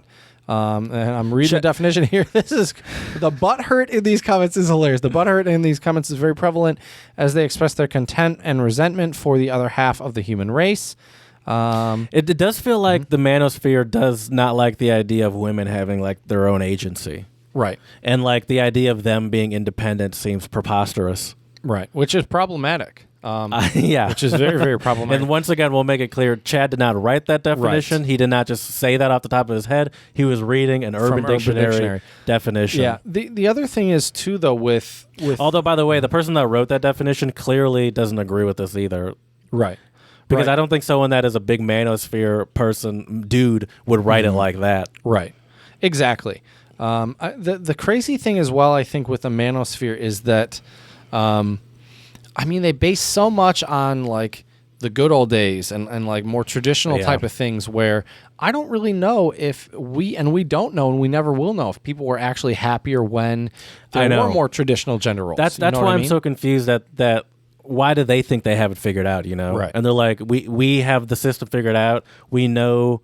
Like, this is how we should be operating. Mm-hmm. If we want society to run ideally and smoothly, this is how it's supposed to operate. Right. With men and women sort of fulfilling these roles. And it's like, how do you know? Right. I will say this though. I do think that men and women, we do complement one another. Like I do think there is something, and maybe it's not even men and women. Too. Yeah, I think that's foolish. Well, let me finish my thought here. Do for sure. Well, let me finish my thought here. What I mean by this is, I think we complement one another. And it's not even just a gender thing, but I'm thinking more like raising a family, right? I think it's just easier in general to raise a family with two people than with one person. And it doesn't matter. But it doesn't have to be a man and a woman fulfilling the man's role and the woman's role. Right. And I didn't say that. Right. Right. But the key, I think, with a lot of the things in the manosphere, I just find it funny how most people, their first retort is always just, who hurt you? Mm-hmm. You know, who hurt you? Who hurt you? It's a funny one. Let's look up a couple more acronyms just to... what were some off the top of your head that do you remember? Okay, SMV. Let's see. I closed it, but I can obviously open it again. I have the link. Okay, acronym right here. Top definition, SMV, acronym for sexual market value. When a person is seen in public with an attractive and charming partner, their SMV goes up, meaning they become more attractive to other potential partners. I would honestly say that's kind of true. Well, sure, of course. That's I mean, true. if you subscribe to the SMV, or you could also do, what's that, MGTOW? Mm-hmm. Oh, yep. MGTOW's a big one. Men go their own way. MGTOW. And this will be the last one because we don't have to rehash every term that we just spent 2 hours. Men going their own way, males who don't want to grow up and play nice with women, so they act like Eric Cartman when he says, "Ski guys, I'm going home." Yeah. MGTOW members dedicate themselves to a lifetime without romantic relationships and women, but full of masturbation, like priests and NAMBLA members. Oh, that's hilarious. That's hilarious. Dorcas Malorcas can't get laid because he doesn't believe in hygiene and doesn't know how to speak or treat a woman. So instead of improving... But see, here's the other interesting thing about the red pill, and this is the last thing I'll kind of mention here, Jared, is that I kind of view the red pill community as going in two veins. You have the MGTOWs and the incels, and I don't think MGTOWs and incels are necessarily the same thing. But then you have the other kind of big selling point of the red pill and man's manosphere is this idea of self-improvement. You see a lot of other dating coaches, red pill dudes out there where that is what they kind of preach a lot, is self-improvement, like Rich Cooper. A lot of times what he'll say is chase excellence, not women. But to some degree, that is, if you strive for excellence in your life, I think that's a great piece. Like, don't live your life trying to trying to get a partner. Live your life to the fullest, right? And the partner will come along the way, which I think is good advice. So, but I think some people, because they see the term, don't chase women. If you change that to just don't chase anybody, chase excellence, then it's a fine term. But if you say it from the lens of the manosphere, then it automatically comes misogynistic. Well, yeah, that's a very popular idea. That idea of like chasing, not to chase women, right? And that the chasing is very weak. Right. Yeah. Well, I mean, girls that I really liked and I tried to give them a lot of attention, I didn't have as much success with. Never works. As girls where you just kind of chill, lay back, and do your thing. It's true. But anyways, it was fun exploring some of these manosphere terms today, Jared. We covered a lot of ground. I hope we don't get canceled after talking about these things. I can't afford to get canceled. But it's definitely interesting. So let us know what your thoughts are on the manosphere red pill community. Did we get some definitions wrong? Let us know at untranslatablepodcast@gmail.com. You can slide into our DMs on Instagram, Untranslatable Podcast, and on Twitter, Untranslatable1, the number 1. And please, 5-star reviews on iTunes and Stitcher, and let us know how we can make this podcast better for you. So, as we say here at the Untranslatable Podcast, dziękujemy, muchas gracias, shishi, and do svidania. It is funny to think that... let's enjoy this real quick.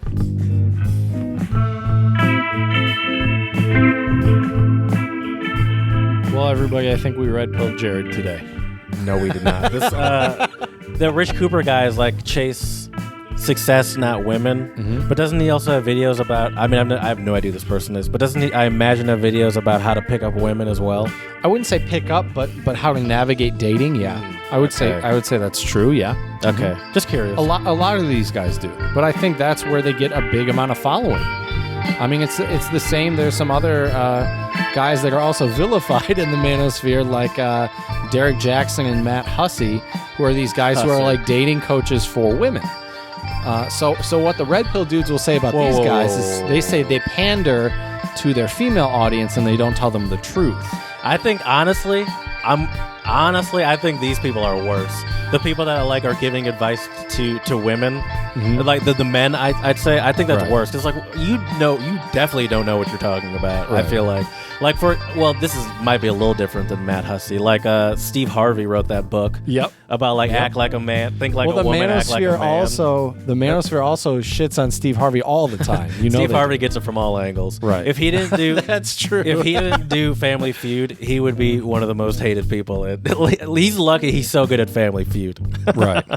But yeah. Okay, so he gets it because he tells women how to you should be telling men is what he should be doing. Well, no. What they do is they basically just, gender traitor. Is that what they call them? Well, no, I don't even think it's that. I think it's that the red pill guys, so. For example, there's a dating coach or image consultant we've talked about, Kevin Samuels. I would put him more in the red pill or manosphere direction. I'm not saying he associates with that, but I'm saying that's the guy we talked about a couple weeks ago. Yeah, he was the guy that went viral for saying you're average at best to this one girl, right? But then you have guys like Derek Jackson, and what Derek Jackson said was basically, Kevin Samuels, how dare you tell this woman that she's average at best when you don't even know her? And he was basically pandering to this woman saying, well, don't ever let somebody tell you where your attractiveness is. And it's to some degree, that's true. But on the other hand, you're coming to an image consultant who works with all these clients who, that's what his show is based on. A lot of his stuff is giving this type of advice. And she knew what she was going to get. Exactly. That's not the first time he's had a call like that. That's just the first one that went viral, probably. Right. Another thing I can't believe that we didn't talk about, because we did talk about cigars, but just the aesthetic around the Manosphere. Oh, that's true. There's the cigars and whiskey. Don't cancel it yet. I won't. Axes. You see axes a lot of times. Interesting. Yep. Beards. Yep. Big beards. Suits. Yeah. A lot of suits. Nice suits, yeah. Cars, for sure. Yeah. Watches. Watches is big. Also, though, dude, I mean, these are all kind of signs of high status or high value These are just men. high status things. Those HVMs, dude. There's a new acronym for it. High value men. The beard one is kind of weird, Like I told you, did I tell you when I was in Philly, there was a beard convention in the square?